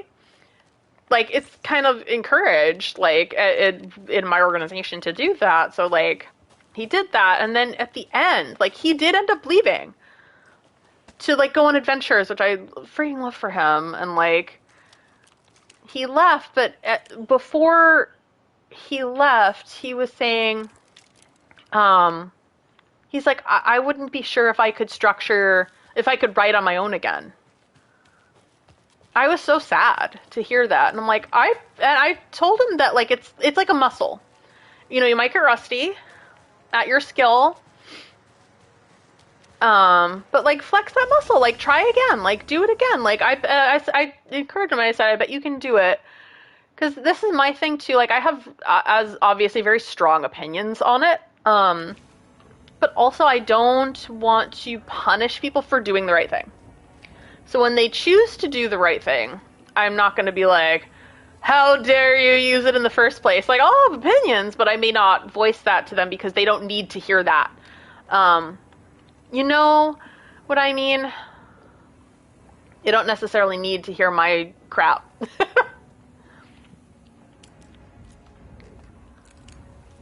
But if they're going to try to be like, hey, maybe I don't want to use it, or maybe I shouldn't use it, I won't shame them for that. And I'll, in fact, try to encourage them when that happens. I try to be that kind of person because, like, when you are trying to change for the better, it doesn't help to get judged really harshly. Because, like, then maybe you won't change your mind and do better in the first place. Maybe they'll be like, well, I'll show you. Well, you're mean. You know what I mean? Like, people are like that. They don't want people to be mean to them, which is, like, very reasonable. So I try to be reasonable with people, even if I disagree with them, even if I, like, powerfully disagree with them. I'll try to still be a decent person and treat them with the dignity that they, with dignity. I hope all that makes sense. Yes, the meditation, I like fuck that. That's one of my favorite meditations on YouTube because I'm not really, like, I never did well with medication. I never did well with meditation because I realized I have an anxiety disorder. I was diagnosed last year officially. My sister was very happy and it's like, wow, okay. Now I just have a diagnosis, but, like, I need to do more things about it, I suppose. Oh, I'm just running around. I don't know where this thing is. I may have to go deeper into the woods. Tomb Raider devs are also using AI placeholders. Lara's new VA is extremely anti-AI. Oh, wonderful. So all those assets are definitely getting removed. Yeah, I don't agree with them using it in the first, because they could put clip art there in the first. Like, you don't need to use that. But yeah, agreed that, like, if they're trying to do the right thing, I'll support them doing the right thing. That's what I'll say. The Ellison's wealth is so insanely tied to Oracle stock, which is tied into OpenAI.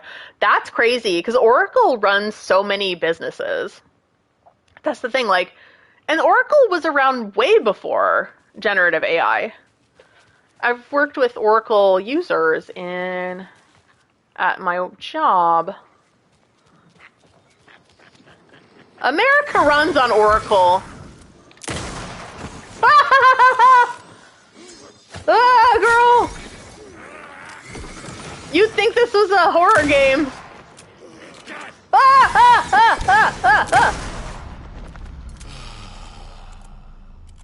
Yeah, I bet you run. Sorry.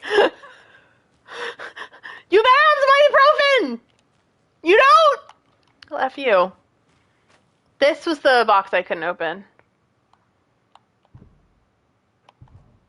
Ah. Okay. Investigate the previously flooded area. That's what I need to do. I wish I could teleport in this game. Why don't I just try to get out of here? And I just need to do all that stuff later.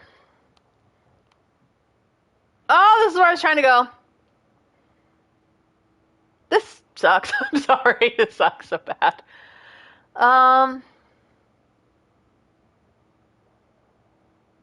This whole time. You got diagnosed last week yourself? Yes! We're in the diagnosis club. But I got diagnosed by my PCP, so I'm like, I definitely want to ask about the possibility of ADHD. I'm not diagnosed with that, but I would believe it, but I can't say anything for sure because I have no diagnosis. But I did get diagnosed with like major anxiety, and then another one as well, which is not a surprise to me.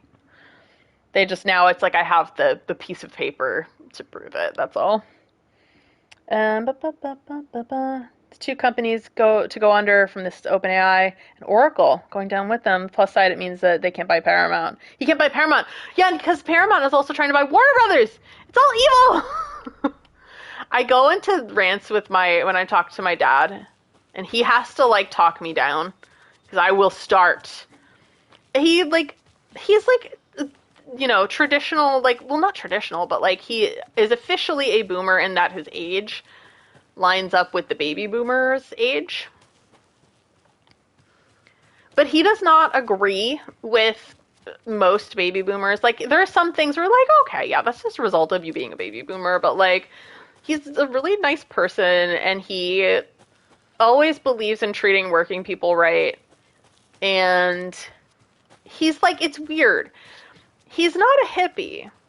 I've had people, like, I went to art school and there was like an older gentleman who was at my art school, and he must have been in his 50s, and I was like, I don't know, maybe like 18, 19 years old. I was like reading a book, and he looked at me, like, you could tell this guy was a hippie in his time, and he goes, I can tell you were raised by hippies.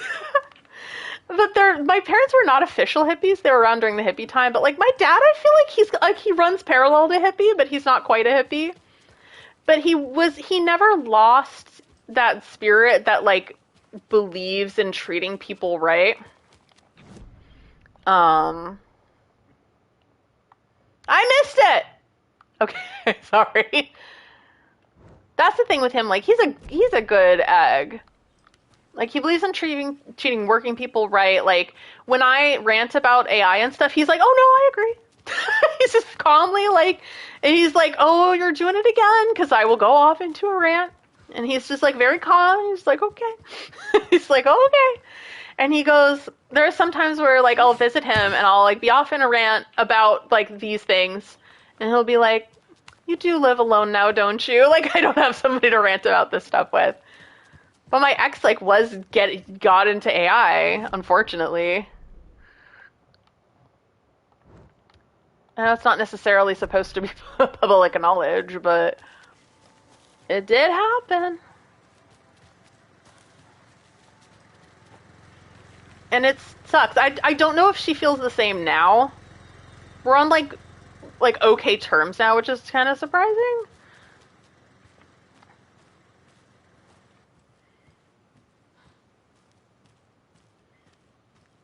But like, she got in the sauce. But it's kind of like, yeah, right, Nico.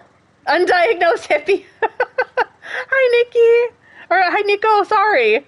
I was saying hippie, and then I saw Nico, and then it became Nikki in my mind. So I'm sorry. I know that is Nico.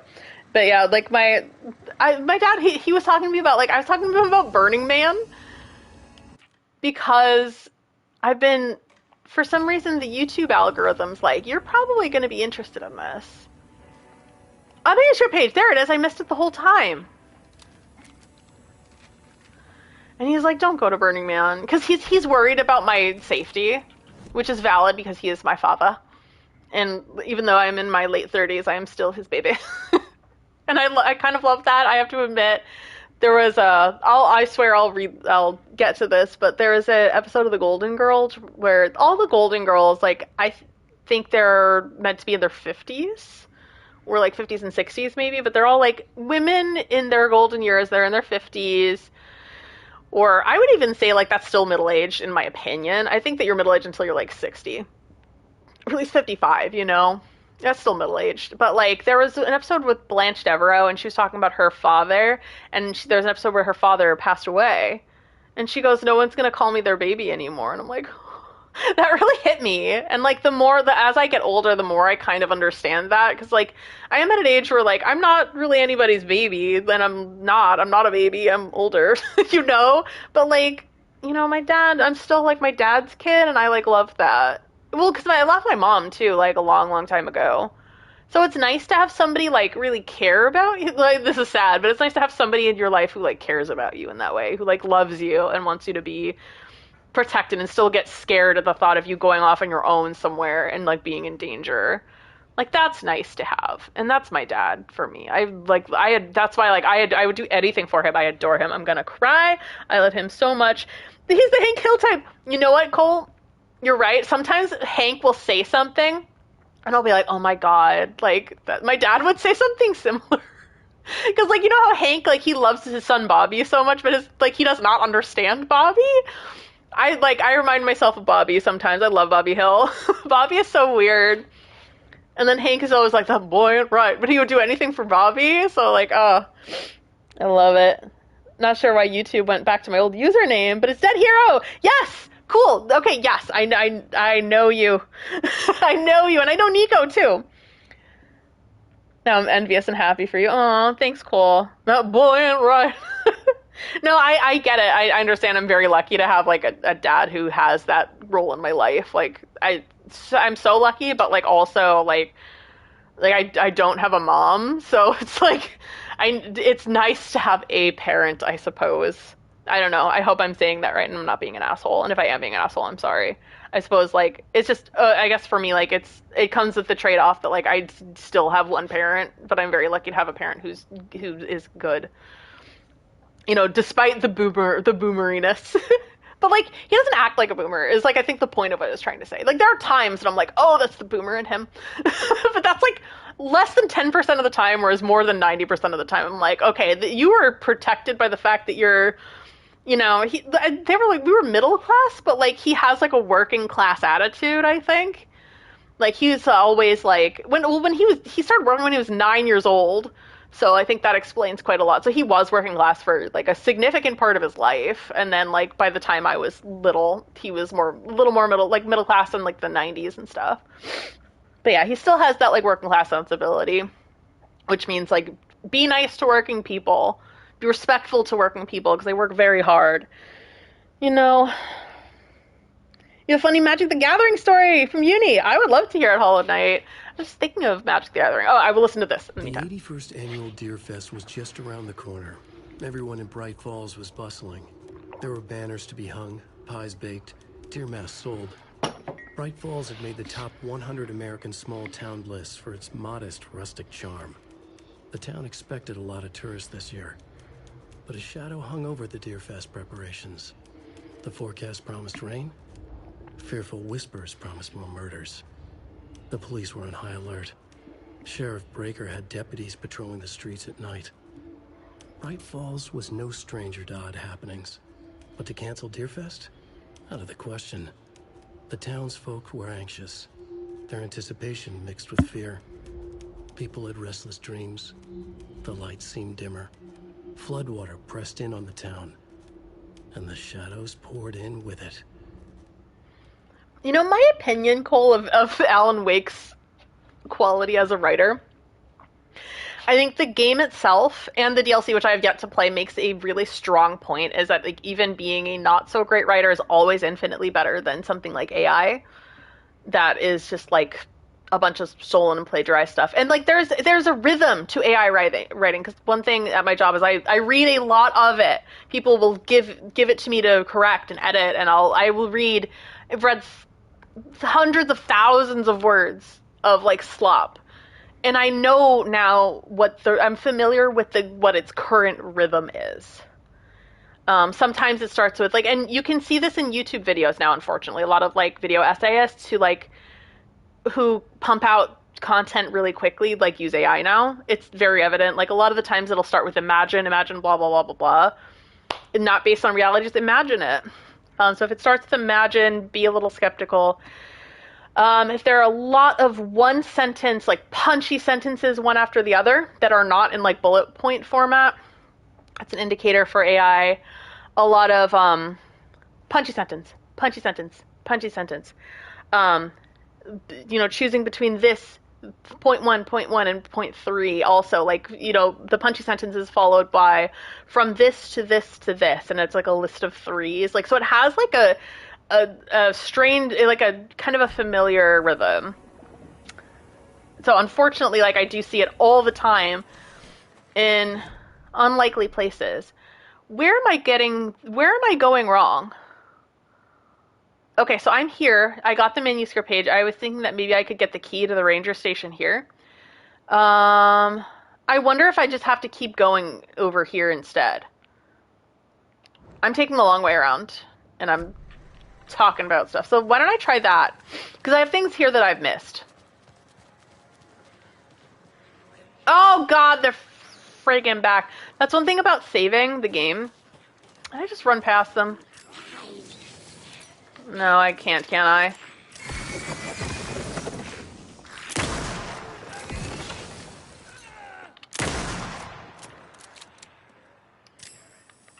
Occasionally I'm a good shot. Your face!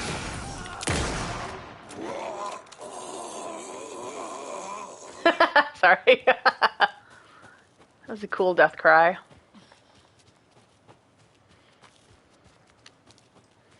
I love the hunting rifle! And the shotgun, too. So, there's all this. I could not find the key. So maybe I'll find it at the boatyard? Let's try it.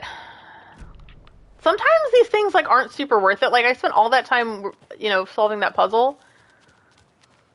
And it was just on the basics. The Magic the Gathering story. And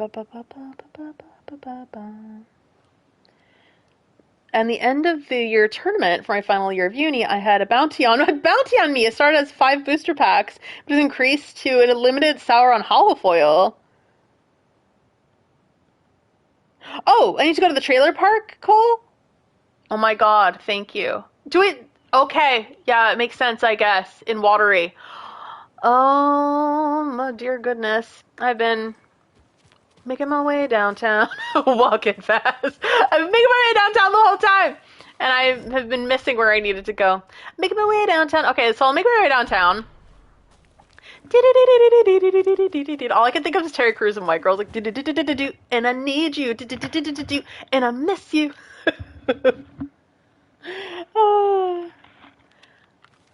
But what do you mean, Hollow Knight, what do you mean by there was a bounty on your head? Like, if they defeated you, they would have gotten the booster packs and the holofoil?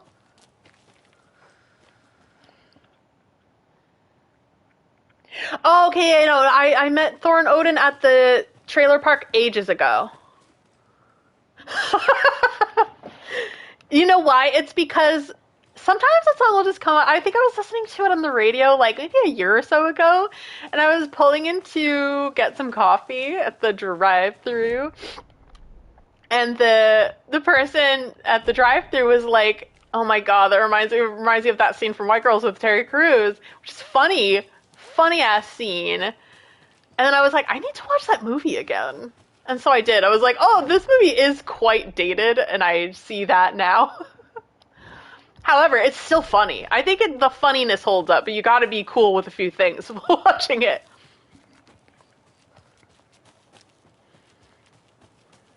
Right, it's been 84 years. God, I was thinking about that when I did get asked out. It's like, how long has it been? And I was like, it's been like 20 years since I've been on a first date. Let alone, like, physicality. I'm like, geez, it's been 84 years. I'm like, do I suck now? Do I suck at sucking now? I hope I don't.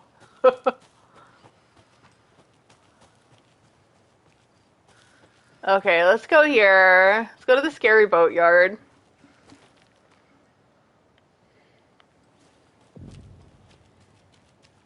The Bright Fools boatyard. Let's go to the boatyard.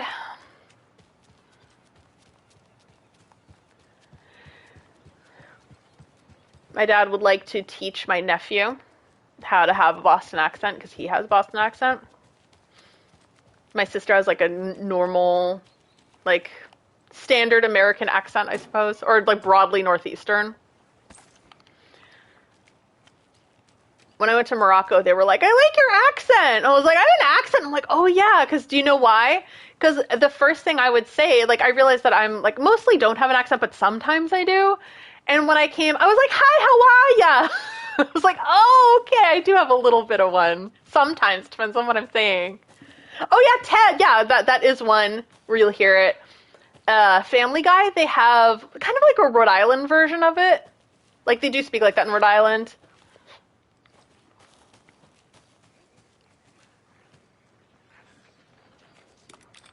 Rhode Island is a cool place. I have not been for quite a while.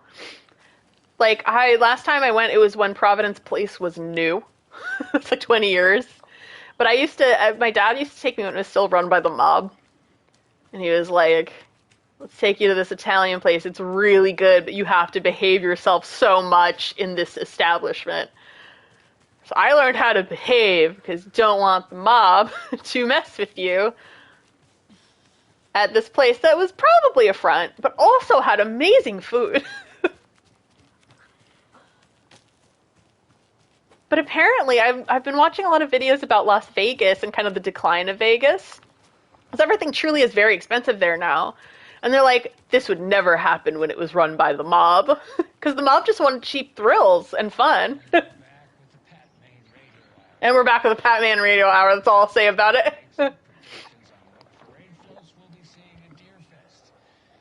This year's parade theme is deer, just like every year, so we're not exactly reinventing the wheel here. But first, I need to address something. I know the last couple of shows took a strange turn, with people coming on talking nonsense about certain people passing away. Listen, I know everybody who steps foot in and out of this town, so I'd sure as heck know if Wendy Davis died or went missing.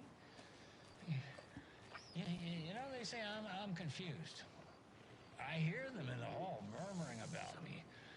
Well, Pat's got a rusty ticker, but my head's as clear as those skies are going to be on the opening day of Deerfest. Somebody's trying to twist this story around, and I don't know quite why. I think it's Scratch, actually. But I'm here to tell you that everything's going to be okay. Oh, I hope so, Pat. Davis is alive and well, and you can rest easy knowing that Wendy Davis's family beef jerky will be available this Sunday just Oh, like it Pat. always is. Now, with all that settled, let's talk about what was it we were talking about? Deer, yes, something deer. The Deer Fest. Hold on, let me think real quick. Right. So first, I just want to mention that I know the last couple of shows took a strange turn, with people coming on talking nonsense about certain people passing away.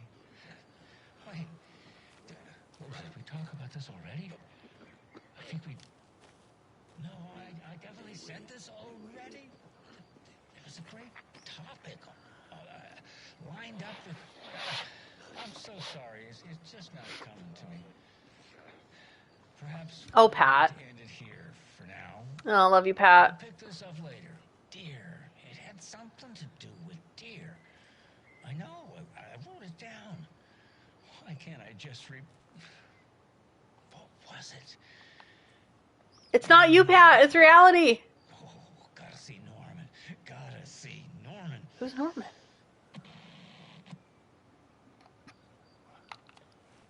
The plot thickens. Oh, and also, I read what you said, Hollow Knight, is that, yes, it was their last chance to defeat me because I won the last two, so they were trying to stop me from graduating unbeaten. They failed! Congrats on your win! And MTG Bounty was because if I won at the end of my final year, I'd graduate as the unbeaten champion 3 years in a row! No one managed to claim the bounty. That's awesome! Big congratulations. I kind of recently got back into Yu-Gi-Oh! The card game, but it's Another one of those rhymes. really hard to, I'm just going to explore this little area here. It's hard to get back into just because the game got so complex, so the people that were always playing the game have a very clear advantage. Whereas people like me who, like, played a little in 2005... and then stopped playing for like over 15 years and came back to it. I came back to a surprise. And then when you say that, hey, like this is way too complex, I really kind of don't like this anymore, people in the game will get mad at you. But I will argue it is too complex. But I did kind of get a happy medium because I play speed duels with my friends. So one of Konami's answers to that was to introduce things like speed duels, which are just like simple like duels from back in the day. But when I was really little, like starting around 8 years old, I got into Magic the Gathering, and I loved Magic the Gathering. And I stopped for a while just because like I think I just wasn't playing with the same people anymore. Just kind of like results of getting older. But I never stopped like liking it. And I found out I had a shoebox full of Magic cards. They were like my pride. They were like first edition cards too, and I was curious about it. I believe it was thrown away by a departed family member who I cannot criticize at this time because they are departed. I was not a fan of them throwing away my stuff. 5 little monsters out at sea, competing to see who the winner will be. They rock their boats to find who floats, until one little monster did fall. Mama called out to the sea and cried, and the sea replied, on the bottom they will rot, if they will not stop rocking their boats. Okay, so there were 5 little monsters. One fell out into the sea. And then there was a mother on the boat.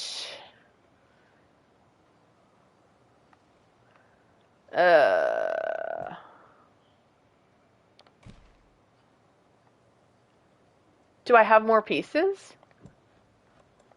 I do. Keep trying.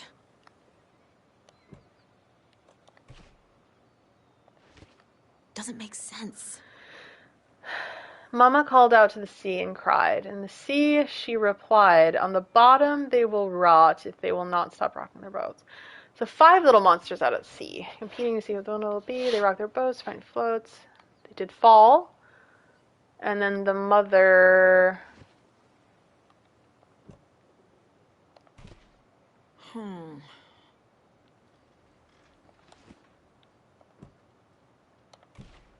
Nope.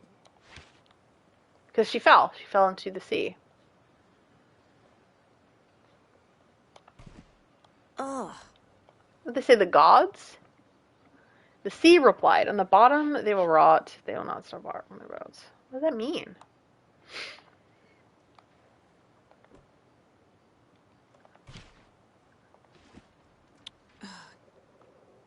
So there is a mother.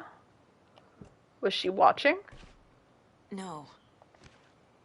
Who was involved here? So 5 little monsters at sea. But then the one did fall. That's the monster here. And then the sea, she replied. Then there is a mother. Mama called out to the sea and cried. Where's the mother? I feel a little dumb. That's not right. I feel dumb, I'm sorry. I feel like the answer is right here. Nah. No, it can't be. And I did already do this one, this combination. Think, Saga. Is there another look piece right. that... Let me just try the mother, like, everywhere. I think I tried her here. Nah. Ugh. She was not in the tree. No.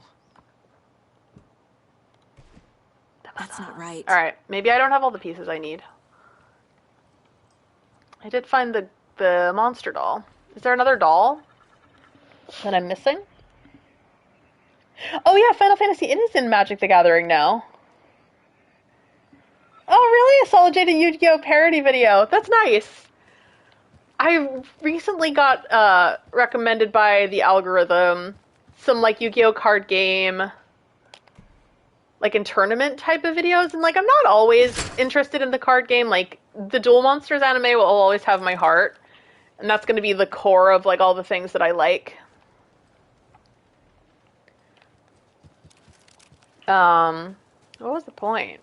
Oh, but I did, I watched some of those tournament videos, and there was one of a 16-year-old kid who came with, like, just like the cards he had like a strong strategy because he'd only been to like regionals, right? So that's like the biggest tournament he's ever been in. Like he didn't win regionals or anything, but like he had a good strategy.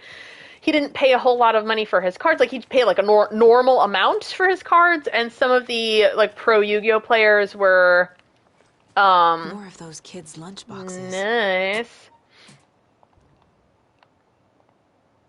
Yeah, the pro players were like obviously they'd spent a lot on their cards and they like did not take this kid seriously.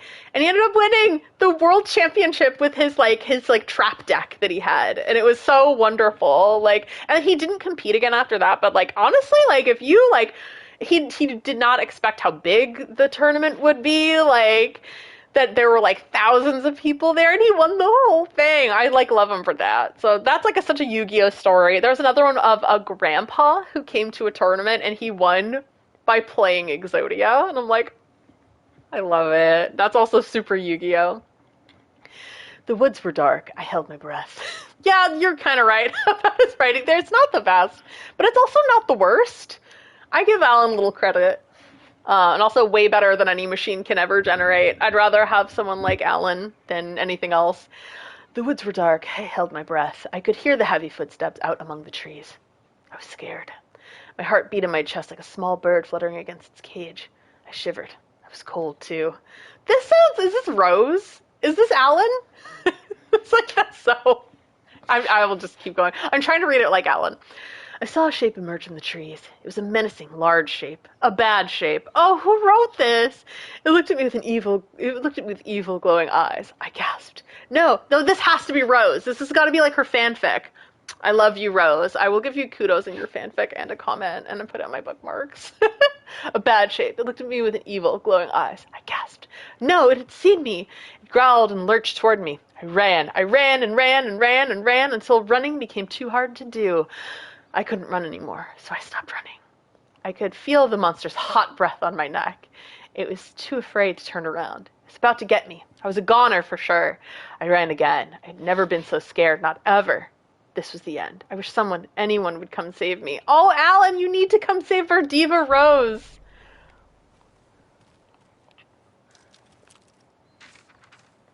I love Rose. I will support anything she does.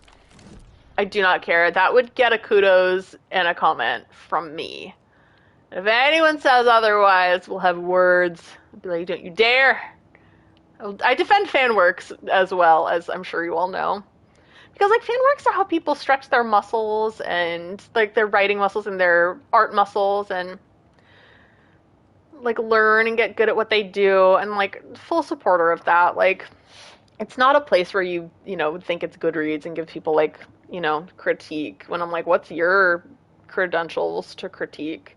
Are you a good writer? Oh, wow, you have no fucking works? Surprise, surprise. You're not qualified to give a critique on someone's like casual fan work that they do as a hobby.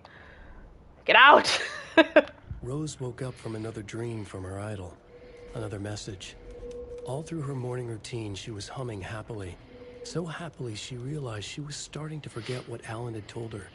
Something about a hero who would come to save them all. And the hero... Rose frowned. This won't do, Rose Marigold. You know better than to forget. Something about knitwear. The hero liked it? Rose nodded, determined. She'd use the knitwork to guide the hero to the secret stashes she had hid in the forest to help them. Knitwear to mark the spot. Alan will love that, she thought. Now she only needed the knitwork. Rose thought hard. Mandy May was always knitting. Mandy May would help her. What is this with the knitwear? I mean, Saga's wearing knitwear, and it's so cute. Look at this knitwear. Adorable. Do I have a weapon upgrade? I walk as slowly as possible. I might go to Watery and just look at Coffee World. But first, how many do I have? I have 15. What have I been using? I've been using the hunting rifle a lot. I do not have any upgrades here, so I should... Consecutive successful hits will significantly reduce the time between shots. Ooh! Stand still to enter an improved focus mode. The focus The focus mode grants perfect accuracy, pulls shots toward the enemy weak spots, and deals increased damage. Ooh, that's a nice one. But I think this one, because lately Saga fired the my rifle, accuracy hasn't been hit a the taken problem. again. Pulled back the bolt to reload. She fired again. Another hit. Faster. Again. Yet faster. Again. A strange, lethal feedback loop forming. Speeding up. Oh, Call Obsidian, like, I specialize in treating ADHD right and well. We can sense on our own. I'm just saying. That's what I mentioned that earlier. Like, I suspect, I have no diagnosis, so I cannot confirm, but it's one of those things that, like, I do wish in the near future to see a professional and perhaps ask about that. But I think it's kind of obvious. My dad might have it too, but he's not diagnosed. My sister has it, and my nephew for sure has it, so it's like, okay. The knitwear! That's what this means! Okay. Ha ha! Sorry, I think my neighbors probably hate me. I'm sorry, neighbors. Okay, so plan. I am having fun right now with this game, but I do want to play a little more. I gotta pee. So, I am gonna take a little break. Like, just a 5-minute break, get a little water, go to the restroom here in this very unsafe area, and then we'll go to Watery and take a look at that and just make it an explorer stream of fun times. In fanfic, going back to the comments for 1 second before I go. In fanfic, I once read a reply to an anonymous comment with an empty page saying, "Don't hate it if you have no room for hate." So true. We feel our own kind. So true. Yeah, it's just like, fan works are like hobbyist works for the most part. Some fanfic authors get published, and a lot of fan artists are also professional artists in one way or another. So like, but this is the stuff they do as a hobby for fun. So I just feel like, I don't know, critique is for people who are, I guess, you can critique if somebody asks for a critique. That's my opinion. Like, if somebody asks you and be like, "Hey, I really trust your opinion. I think you are, have good taste or are skilled at this," or "I really think that you're good at identifying when people kind of go astray. Like, could you critique or could you beta read?" That's when it's appropriate to critique. Or if you're like a professional, or like if you are on Goodreads or something. The thing is that, like, fan work is not on Goodreads. Like, AO3 is not Goodreads. Same with like fan art. Like, especially during this time of AI and everything, like, it's more important now than ever to let people draw because they like to, and be at any skill level in terms of drawing. Like, with me and all my algorithms and everything show me like the best of the best art, and sometimes it gets me down because I know I'm not there, but I draw because I like to. But if somebody was like, gave me like a crushing critique, and I went to art school, so I'm not unfamiliar with critique. We'd have 4-hour sessions where people would do nothing but critique. So it's like, please no.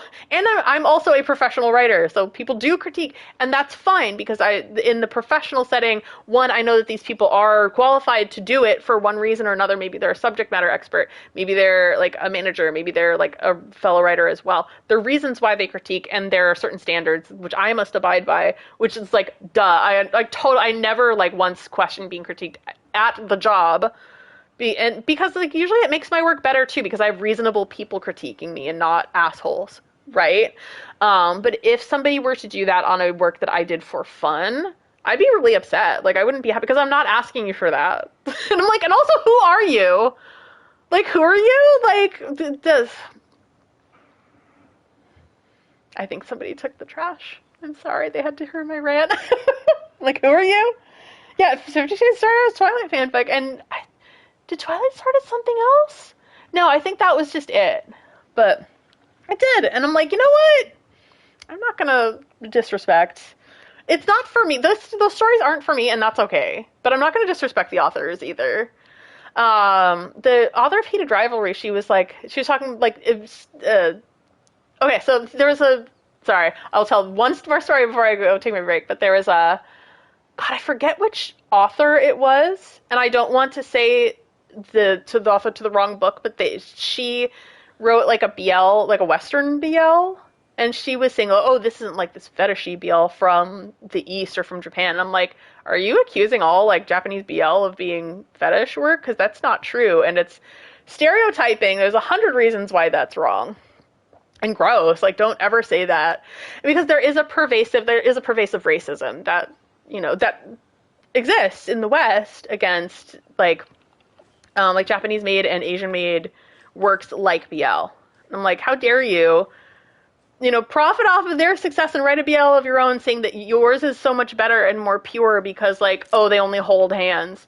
Like, sexuality is important when you're writing, like, for a lot of people. And when you're writing a romance, like, you can choose and pick and be like, okay, this is for teens or this is for younger audiences, so I'm not going to have, sexual content. But if somebody does, it's because adults have sex, dude. It's not abnormal, and there's nothing gross about it. Like, I hate the Puritan thing, but fast forward. That's another whole rant. But, like, fast forward to Heated Rivalry. The author of Heated Rivalry, she complimented Red, White, and Royal Blue because she said that paved the way for her to be able to get her story out there and to be able to, like, become a success. And I love that. It's authors glazing other authors. And I'm like, we need to see more of that, I think, of people, like, embracing other people. And, like, obviously Heated Rivalry is different from Red, White, and Royal Blue. I did see the movie of Red, White, and Royal Blue. I thought it was pretty okay. And I watched Heated Rivalry. I read it. I'm reading The Long Game right now. I very much enjoy it. I like it a lot. Reading is fundamental. Right. Yeah, so that's what I have to say about that. I don't know how I got there, but hold on. I'm going to do my bathroom break and I'll come right back. Hold on. Ugh.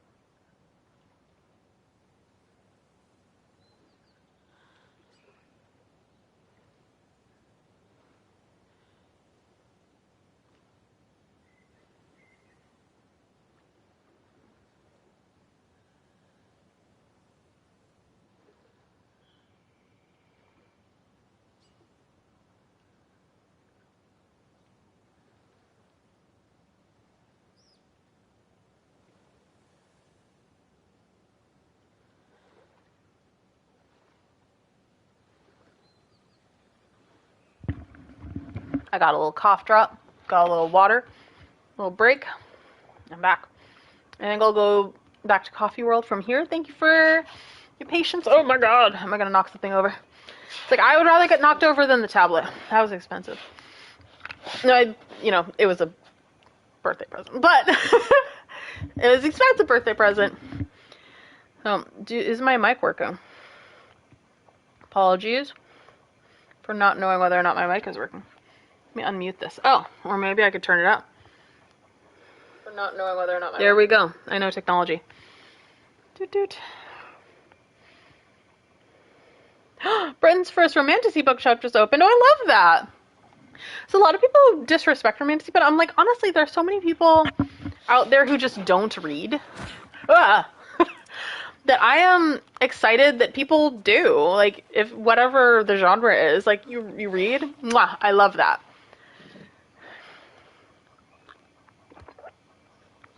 I think we should encourage people to read what they like. Like, I'm not a parent, but but I'm an aunt. And my dear friends have kids. And I try to, my best advice for, like, if your kid, like, is having trouble reading, is to encourage them to read what they like to read. So if they want to read comic books, have them read comic books. If they want picture books.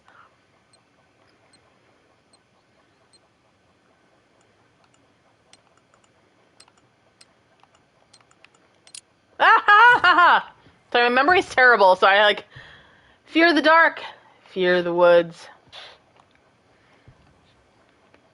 I don't know, I've been out there in these woods. I don't know if anyone's seen it's like a 2000s movie called Without a Paddle. There's one line where, oh, this is the lodge. And that's the car, I think. There's a line with, the villain. Like, they're all, like, huddled for warmth, and they start to sing Culture Club for some reason. And the villain goes, "These woods have gone gay." So I think about every time I'm in the woods, I'm like, these woods have gone gay. Okay, so I never found all the stuff for... People just burst in here and expect others to clean up after. There was a shooting, lady! Yeah, Seth Green is in that film. I think they're so mysterious, their ridiculous masks. Children in costumes. They are cult members, lady. In your small town. I don't know if it's a thing over there, but there's a true stereotype that older women like to read Mills and Boone when in the hospital for some reason. Yeah, I'm not sure about here in America. It's boomer porn. I love that. Good on those ladies. Happy for them. And another white dude. I'm here. Oh, I'm gonna go to Watery. Finally, we're gonna go to Coffee World. 2 hours and a half into this. I'm sorry, Kitty. He's looking at me. He's judging me.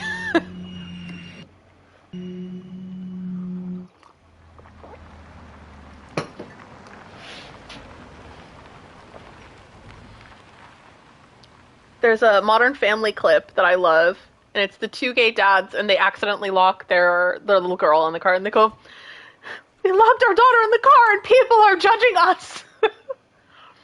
Somebody made that into, oh my god! That's so realistic that I didn't even realize I was up. Someone made it into a Kiefer and Ulrugio comic from Witch Hat Atelier.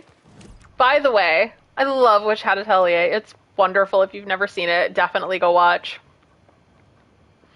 Yeah, the judgment of a kitty is forever. I know, kitty. Now he's just looking at me with quiet curiosity. Hello, sweetie. You're a little baby, and I love you. That's what he hears all day from me. About how he's a baby, and I love him. And he's cute. Hears that from me all day. Yes, Cole, I highly recommend. It's very good. There's some really intense episodes in it, but, like, I love it so dearly. Oh, I need to go to Coffee World, so I need to turn around from where I am. Turn around.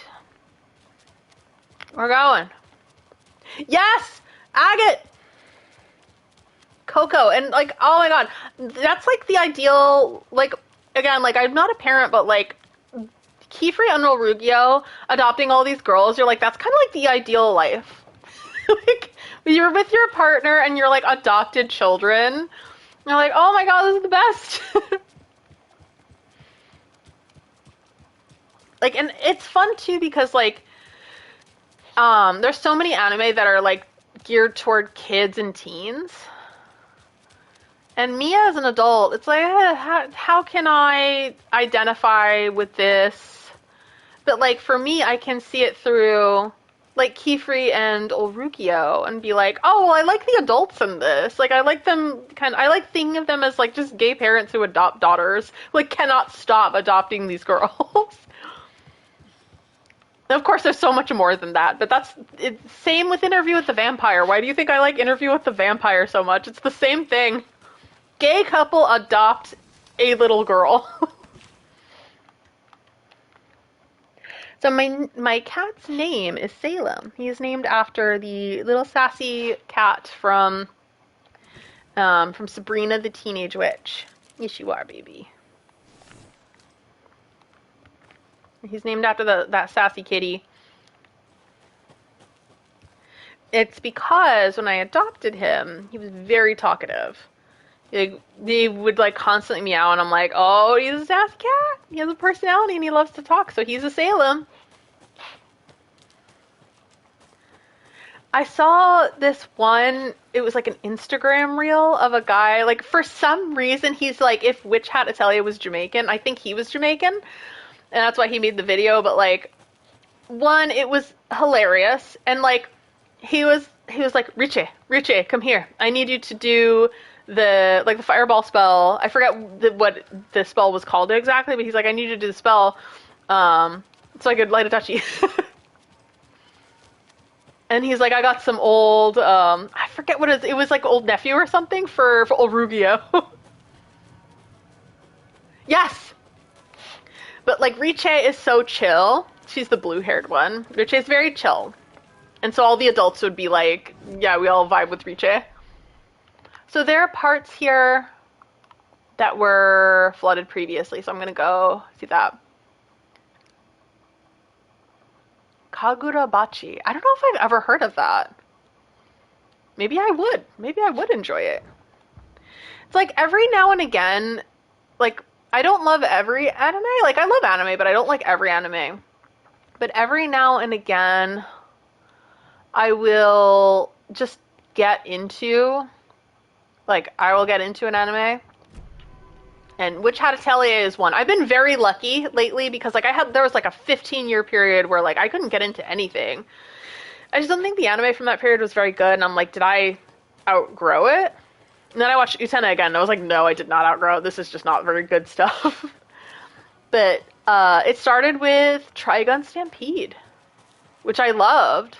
I love Trigun Stampede. In 2023. 2024, it was Delicious in Dungeon, which is amazing. And then 2025, it was... God, what was it in 2025?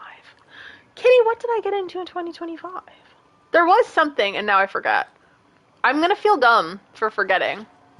But in 2026, it was Witch Hat.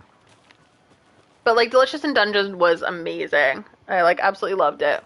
I think he's hungry. I'm hungry, too. I was a little dizzy walking around, so I'm like, oh, perhaps I should eat. Soon! But I wanted to come back here. A devil with a prize lured the animals into... lured the animals to his boat all shiny and new.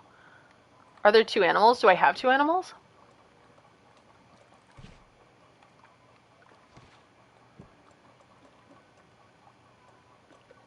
Do I have two animals?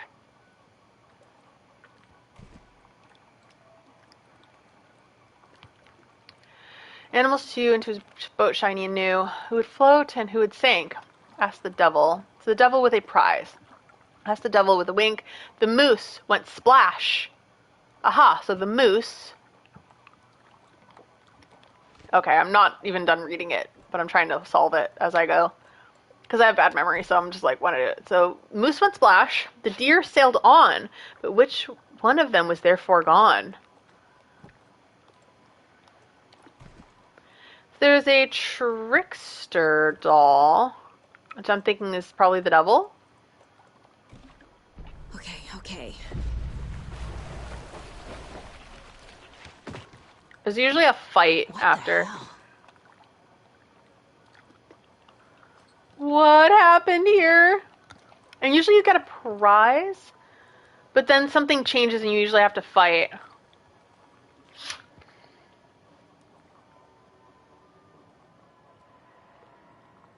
Let's see. Imagine a shonen, but done perfectly. Mwah. I like a messy shonen, though. That's just me. Also, possibly, I love subtext. Subtext is my best girl. Kagurabachi asked the important question, what if nukes were katanas? Yeah, that is an important question. Much prefer the katanas. Okay. August for me means the anniversary of Armored Core 6, 3rd this year. Oh my god, it's been 3 years. That's crazy. So I'll be watching Too Much Gundam and building my favorites in AC6. That's so fun. I still haven't played that. Yelled. I didn't need to yell. Sorry. I feel very passionate in this moment. I think my next game will be Resident Evil 4, though. It has the best showcase of power system because it's, do you have one of the swords? If yes, you win the fight. If not, you get one of the swords. Huh. Who has more experience with the nuke swords? Oh, yes, because I know that there's like a buddy. Oh, I got inventory full. Rude. Hold on. What do I toss? What do I not need? Oh, I love flares. What do I do? This is so rude and awful.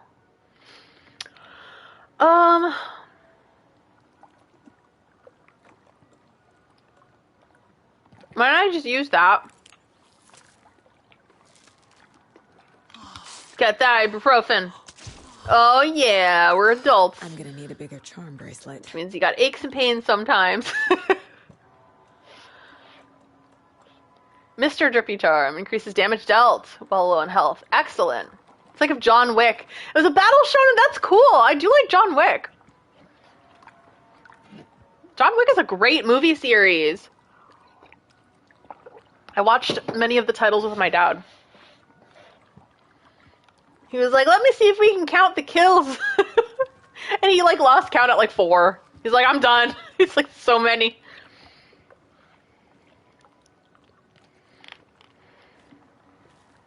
Okay, so that's one thing I have explored. We are back to Coffee World, so I have delivered on my promise. There is a ranger cabin.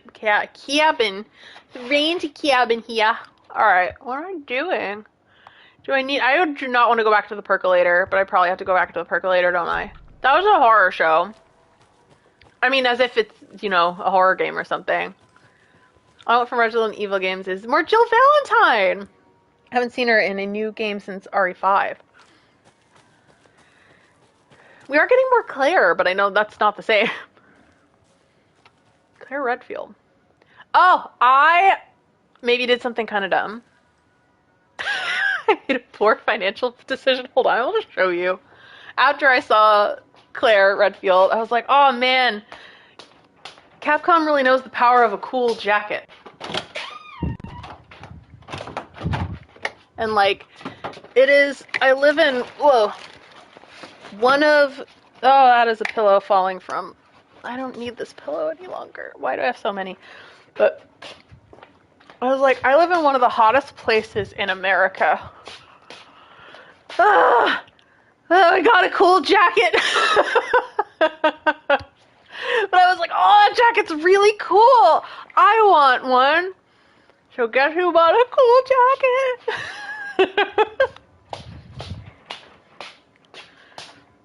So I was so jealous. I was like, I need one. I need one of those. Thank you, Closet. You have done your work.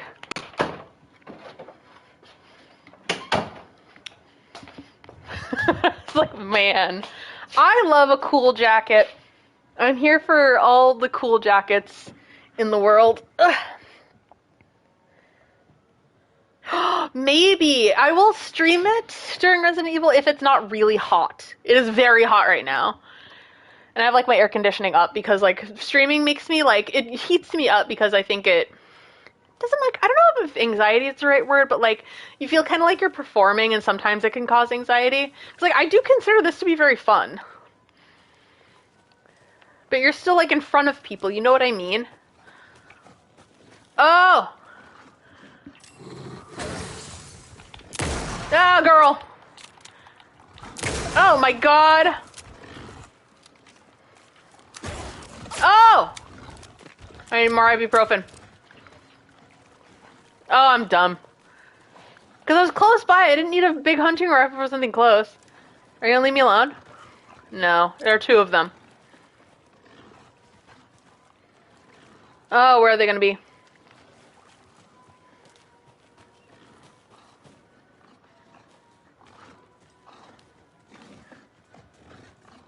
It's behind the tent, isn't it?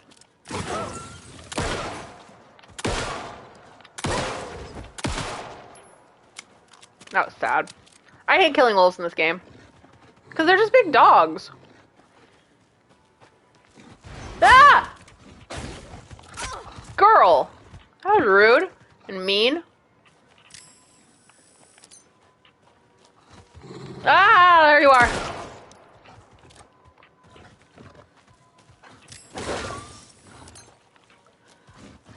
See, that's rude.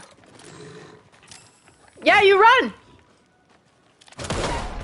Oh, sad. I don't like doing that. But that usually does happen after you solve one of the riddles. I think this is where there was an item that was like in back of here. Yes, there it was. It was like a battery or something in back of this tape player. That took me a minute to find too. Alright, so we had the percolator, which was got stuck. It went really fast. It got caffeinated. Percolated a little too close to the sun. I don't know if there's anything here. But yeah, there's some things that are here in Coffee World. I may need to do more next time, but I definitely wanted to get back into the groove of things this time. I feel I've mostly done that. I might try to see where I have missed items. Okay, so there's this ranger cabin I have not been to. And I think possibly areas here that were flooded, but are not anymore. Yeah, the thing is that when you live in a hot area, there's still a reason to have like jackets and coats. Like some people when they move to Florida from like I moved to Florida from Massachusetts. A lot of people are like, "Oh, I'm just going to throw away all my winter stuff." I'm like, "Don't do that." Like you can downsize your winter stuff, but keep one heavy coat because there are some times where you'll have like a freak cold spell and it'll be like 20 or below. So have a coat. Have a nice scarf that keeps you warm. Have like a jacket or two as well. Try to make sure it's a cool jacket. Yeah, like there's still a reason to keep your winter prep stuff. Or if you're going to go back home to visit, or if you're going to go, I don't know, visit Canada, visit any sort of the north, go to Ohio for some reason, have a jacket for when you go up there. Oh, here comes the kitty. Hi, kitty. Hi, kitty. Rawr, rawr, rawr. He is hyper right now. He's probably hungry and annoyed that I have not fed him. Yeah, I'll feed him like right after the stream because it is time for him to be fed. Okay. What am I doing? I was trying to find. I was trying to find where would be flooded that I would have missed because I don't think that's the only thing that I've missed. There's still points of interest I have not been to. Let me just check it out real quick. You might hear my cat clawing at stuff. Yes, I'm still on Twitter. Go, go, go. Go up, kitty. Kiki, get up there. He's trying to climb up in his thing, and I think I'm trying to give him encouragement. Go, go, go, kitty, you can do it. Oh, can you do it? Hold on. Hold on. Let me see if I can get this closer. There's a little gap. And it was kind of a scary gap. Let's see if he can do it. There he is. Hey, bub. Are you gonna do it? You gonna get in your seat? I believe in you. He has 3 legs, so he's a little wobbly, and he can fall down sometimes. And I suspect he's arthritic because he hasn't been quite as... Oh, there he goes. What are you doing? What are you doing? He's behind me. He's behind me. Hello. You can be behind me. Alright. The chaos. The chaos of having a little kitty. Where are you? Okay, you're still behind me. Good. Alright, kitty. He one of the spots he likes is like right here. He likes to take naps there. Now he's sniffing around my laptop. What you doing, Bubbles? You go behind me. Yeah. Hi. Oh, Bubs. Where was I going? Oh, there is more stuff. Hi. Hello.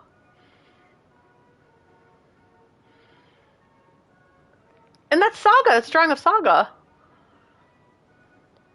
With the red. She's wearing red. Are you a guest at Coffee World?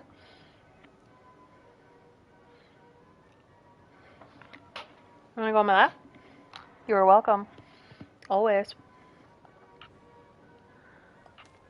Can I pick up the pictures?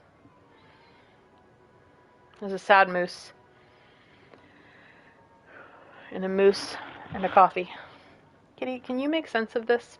Can you help to solve the puzzle? He's struggling. He's standing so tall. Alright. So there are new things. That's interesting. Okay, so yeah, I guess I'll just chase these question marks. I'll go where the path leads me.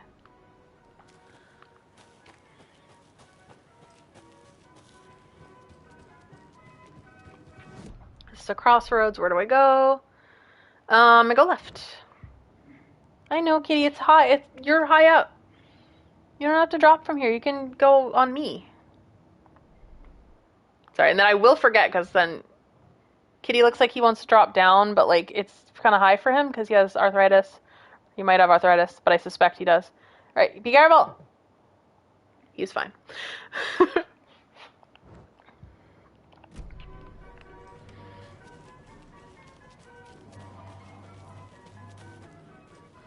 Because as much as neither of us want to admit it, he's a little older now.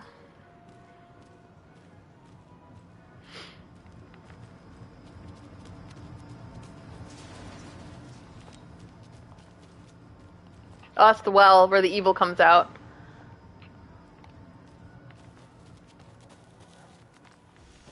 Safe spot. Okay, so I need to go all the way back. Or I can go straight into the workshop. Okay, so why don't I go into the workshop? I don't want to go back into the workshop. This place is a horror show.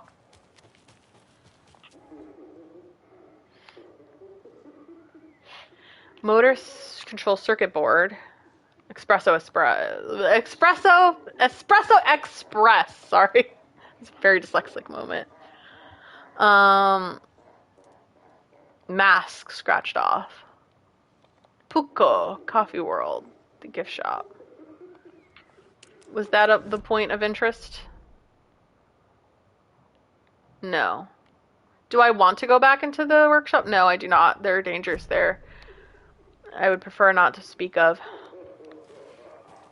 So we will not go into danger. But where do I go? This game. I get so lost so quickly. So something is directly to my right near the well. Okay.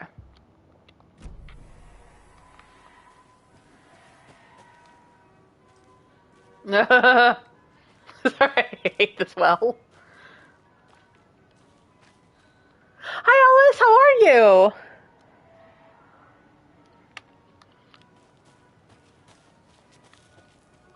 I'm in like the groove. I'm like not doing anything important at all in this game, but like I'm still in the groove of it. What is it near the well that I needed to look at? Oh, is that it? Just the sign? I already looked at it.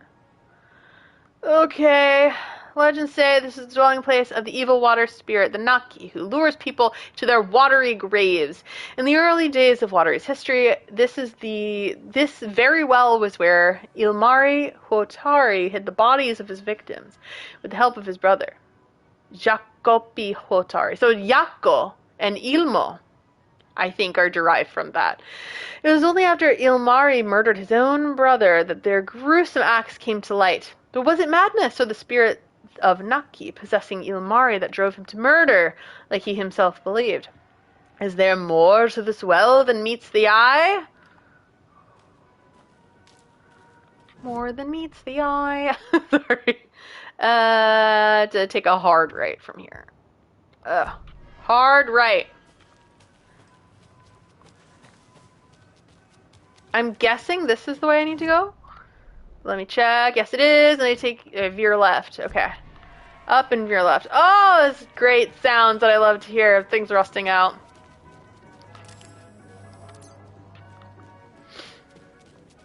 So creepy. This is such a creepy. I hate being here, but there are points of interest apparently that I have not seen. Or perhaps new points of interest?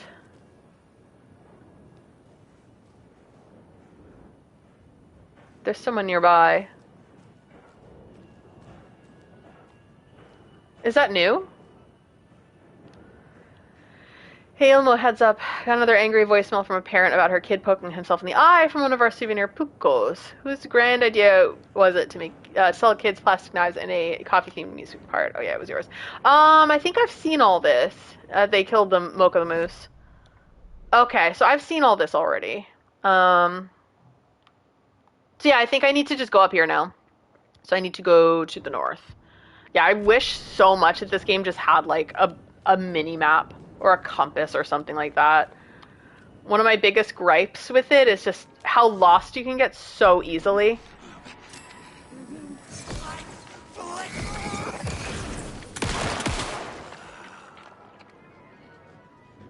There's another one.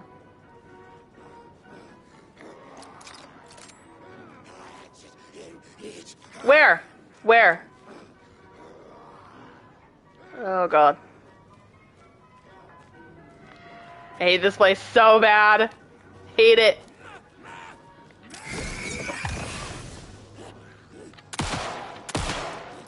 Oh my god, that's too many shots for one man.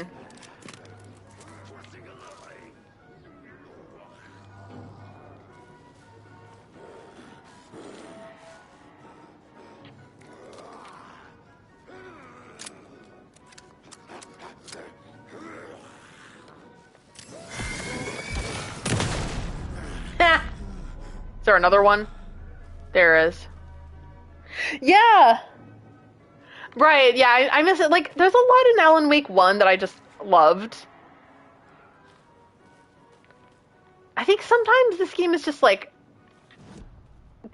maybe more difficult in some ways. And a little more frustrating sometimes. Which is weird because there's been years since both games, and you would think that they would have thought to make their gameplay better. But I think it's something they still struggle with. That's what I'll say. I don't want to be mean, because, like, I love Remedy. Like, how could I be mean to them? Let's see the charms. Stagger enemies more often for sure. Hand flare's duration, area of effect. I do like the hand flare. Maximum health. Okay, I'm going to keep those. This is a really nice charm, though, so I'll just put it here.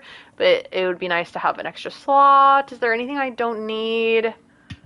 I haven't really used a flashbang, I don't think, or at least I haven't since the beginning. Rocket flare. Excellent. Sorry. I will be keeping that.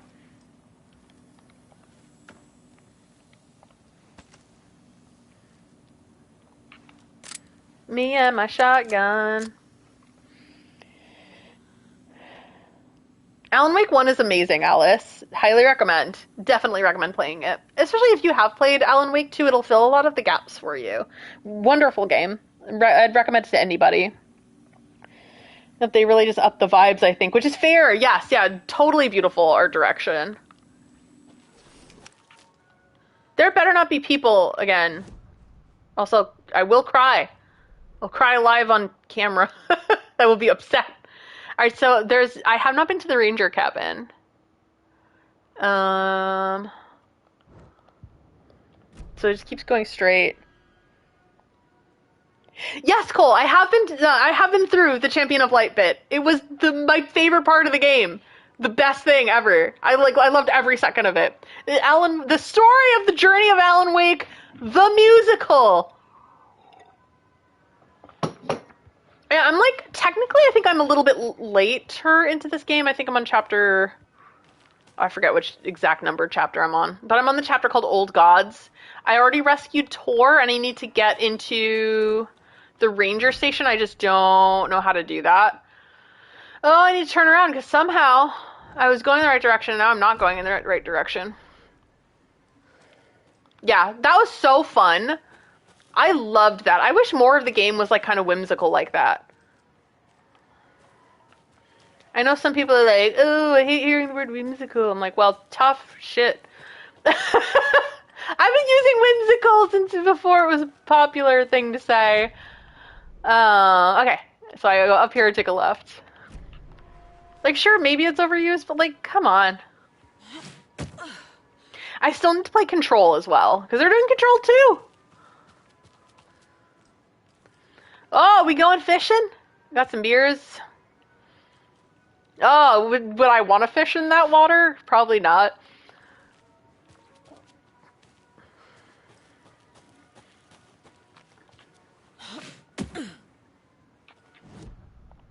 I'm going the right way, and I just need to take a left. What are these things?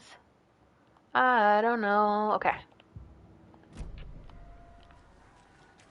Yeah, I might just try to spend the next week or so getting kind of reacquainted with the game and finding things I may have missed. Because right now I'm just kind of free exploring without a guide or anything. I'm just doing this blind. Ugh! Where are you?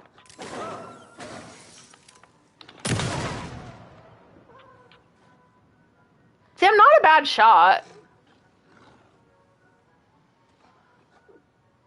Necessarily. Sometimes I'm a bad shot, but I'm terrible when they get close to me and I don't have the handgun. The handgun's the best for close.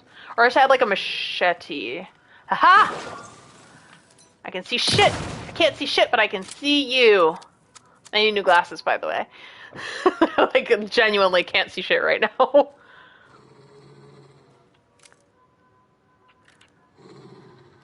I'm not even necessarily good at first-person shooter games either, but I'm pretty good at shooting in this game in particular. Oh. Prerequisite is that you need to be able to see. That's sad. That just makes me sad. Ranger cabin. Watery, this is where I needed to go. It's exactly where I needed to go. But what did I need to find? There was another ranger cabin out in the woods. Is there stuff I need to explore here? Okay, so this was the previously flooded area, I think. Okay. But I don't necessarily want to stop. Aha! Another rhyme. For the children! Or me. Children or adults who feel like solving nursery rhymes for children. A young woman, eager and smart, ventured into the woods. The beast slayer, the king of the forest, stole her heart, and together they now live without a care. What does that mean? Young woman, eager, inspired. Young woman, think of her as Little Red Riding Hood. She ventured into the woods. That could be Saga, because she's wearing a red outfit. The beast slayer, the king of the forest, stole her heart. And now together they live. Because they stole a guy's heart in the beginning of this. So that's probably a part of the cult stuff. So the beast slayer. Where is the beast slayer? That the girl is there. Is this a lair? It looks. I'm sorry. I'm not gonna say it, but it does look like something. But it's doesn't look like a lair to me. If you turn it upside down, it looks like something very different. That's all I'm gonna say. A girl. Is there a girl? Do I have a girl? Where's the girl? Do I have why don't I have a girl? Is there a girl doll around here? Do I have to go to the ranger station? Oh, where's the girl? Because I have a mother. I have a monster. Monster kind of looks like a girl. I have a hero, crow, wolf. I don't know. Yeah. A young woman. Could she be a mom? I do have a mom. Moms can be young. Adventures of the woods. The woods.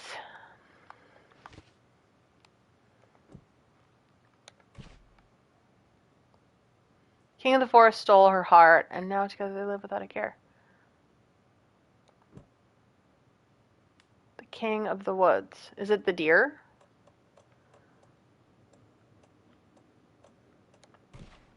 Nah. Okay, so maybe there's like a girl doll, maybe in the ranger station or somewhere. Yeah, there could be a piece around here. I'm guessing it's probably in the ranger station. Because I found the monster doll near the monster thing. And maybe I just don't have the tools to be in that other area right now. I think I can get to the lighthouse now. I think I have the lighthouse key. I'm just gonna have to do some exploring maybe for the next few streams. And I'll just have to be alright with it.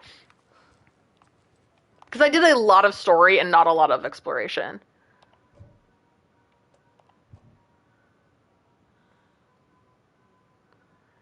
The sheriff's station. Okay. Okay, so I can't go here. I can't use the bolt cutters. Wait. I could have done that the whole time? At the other place? Maybe I could have. Oh. I just used the wrong tool. Okay, I feel foolish. Well, now I know. Sometimes you can't. I have 2 of those. I think it's fine.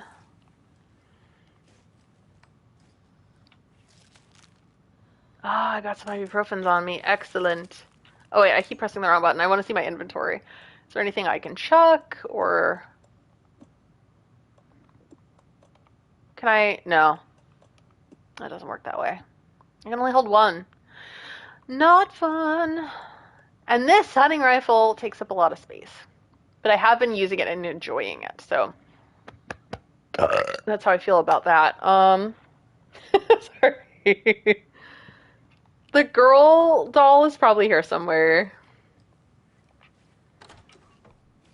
God, I could have gone to the other place, couldn't I? On greener pastures now. Yeah, let's hope. I like how she always pets the deer heads. I think her kind of like avatar is a deer. And Alan's is the owl.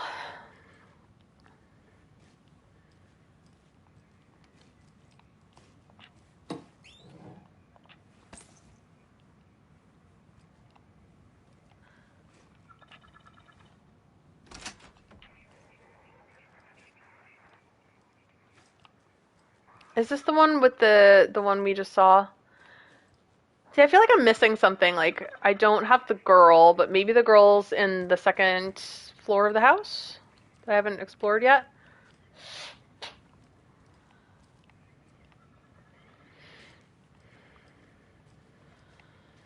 Doo-doo-doo. That's the second floor of the house. There we go.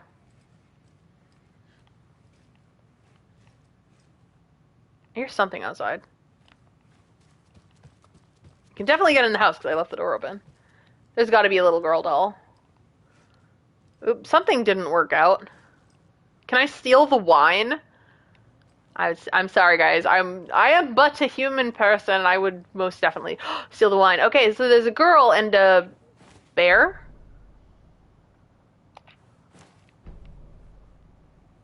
I have a girl and a bear. And then there was another, I think there was that other puzzle I couldn't solve. I hopefully remember this for next time. That apple core's seen better days. Beauty and the Beast. Creating the perfect environment for each test case has been the crux of my study. However, I am certain that setting the stage in a sufficiently convincing manner will make the fiction, capital F, come into existence. I am now going to use propping in the way a set designer and of a feature film would, making the cabin seem like an actual house of the characters depicted in the rhyme with the small personal touches and realistic items in addition to the few key items such as the drawing stalls and personal letters used so far. The early results have been promising but incomplete. I will continue with the propping in a controlled manner until it reaches a functional state. It's crucial to gain traction with this. The dimensional opening I'm attempting to manifest in this very location will be a groundbreaking achievement worthy of my genius. Okay, another scientist type who perhaps doesn't think of the consequences of his experiments, I believe. It's kind of when science types get creative. It's like I forget what Jeff Goldblum says in Jurassic Park. It's like they spend so long thinking about whether they can, and they don't spend enough time thinking about whether or not they should. It's something like that, the quote from the movie. Alright, let's go solve some puzzles. Then that might be it for the day, I think. Just because it's getting a little late. I'm hungry, Cat's hungry. And then next time, it may be more exploration. Maybe I'll find out, like, things that I may have missed. Right, yeah, it applies to so much nowadays. It's so sad because growing up, I loved science, and now I'm very, like, skeptical unless it's, like, medical science. It's like, what kind of science do you do, my friend? What manner of science?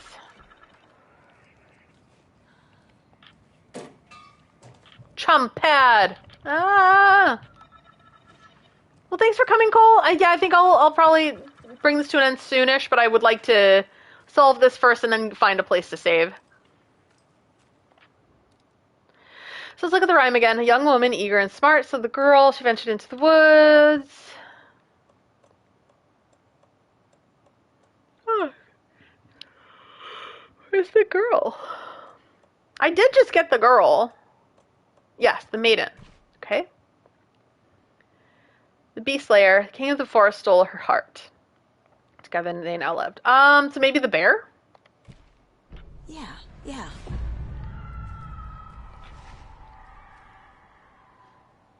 Hi, Alice. So I'm in the chapter called Old Gods. I would say I'm maybe 2/3 of the way through this game. Right now I'm just kind of, like, exploring, like, things that I may have missed when I did, like, the story focus. Because I think I'm getting closer to the end game. Like, not quite there yet, but, like, closer. So usually there's, like, a charm or something nearby. So let me go back to where I found the dolls in the first place. Let's go, girls. Uh-oh.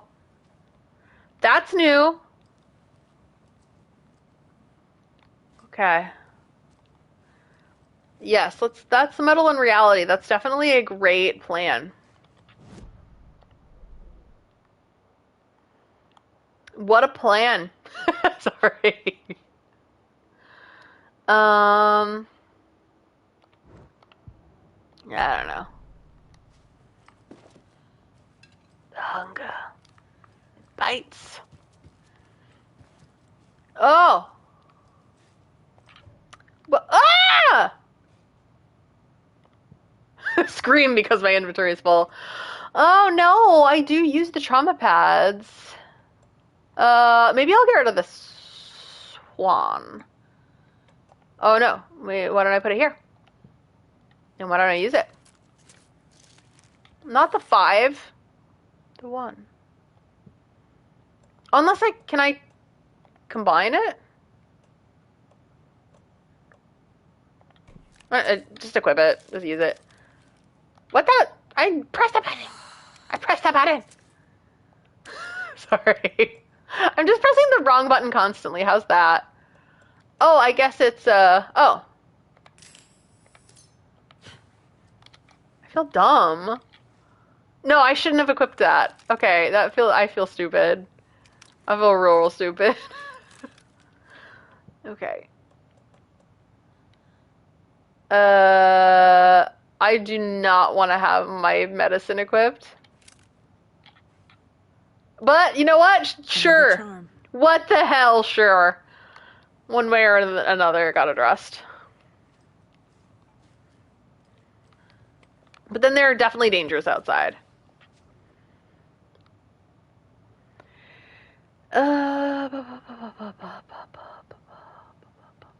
Okay, it's the same. It's my genius. Who's the jackass who wrote that note?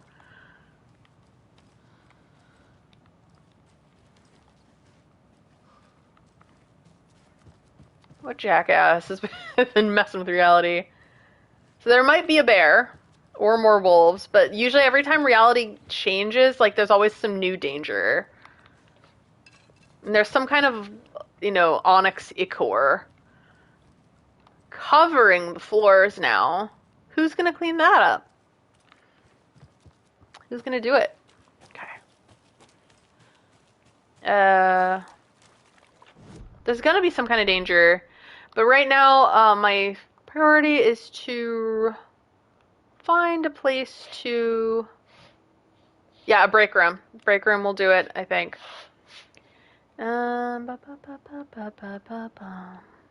Okay, so I just need to go and take a right. And then, yeah. And then it will be acquaintance for today. And we'll continue next time. But we did go back to Coffee World as promised. So now I don't feel like that was unfulfilled.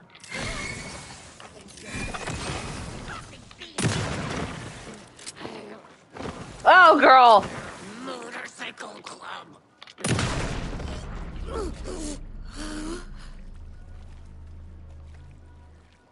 I mean, she could be a maiden. She could have been a maiden. Oh, that isn't ominous. Cabin in the woods. Now, where am I?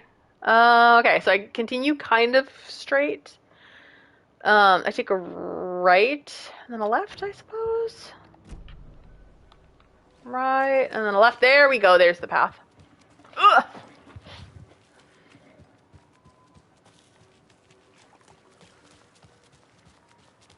And I continue down this path toward the break room. Oh, I found knitting.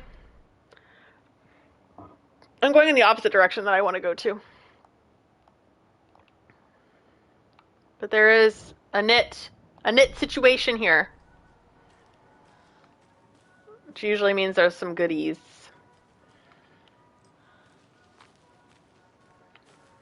Some goodies nearby. Unless I've already gotten these goodies. Yeah, I've gotten the goodies. Oh, that's a campsite. I've already ransacked this place. So now where do I go? Where's the closest place? Probably here. Where is the lighthouse? Okay, so it's all the way down there. Okay. Yes, I think best bet is to go take a right. And go to that break room. Unless I just like end up near the other one. Either way, we're going to a break room.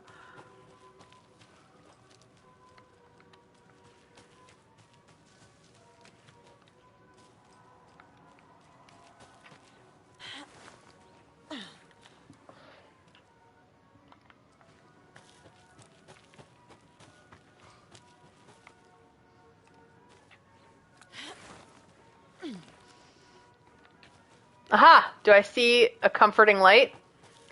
I do. This is it. Okay. I think I will end it here. Oh.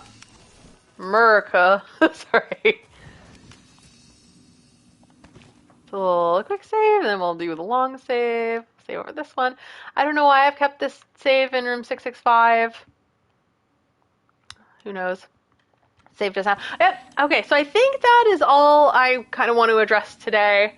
There's probably plenty that I missed that I think next time I'll just continue exploring and find more secrets and go from there. We'll have a fun time. But thank everybody for coming in. I was surprised at like how many people are here and we're here. So yeah, maybe if I am, diligent enough, I can hopefully keep on this schedule or schedule something like this where I stream a little earlier in the day.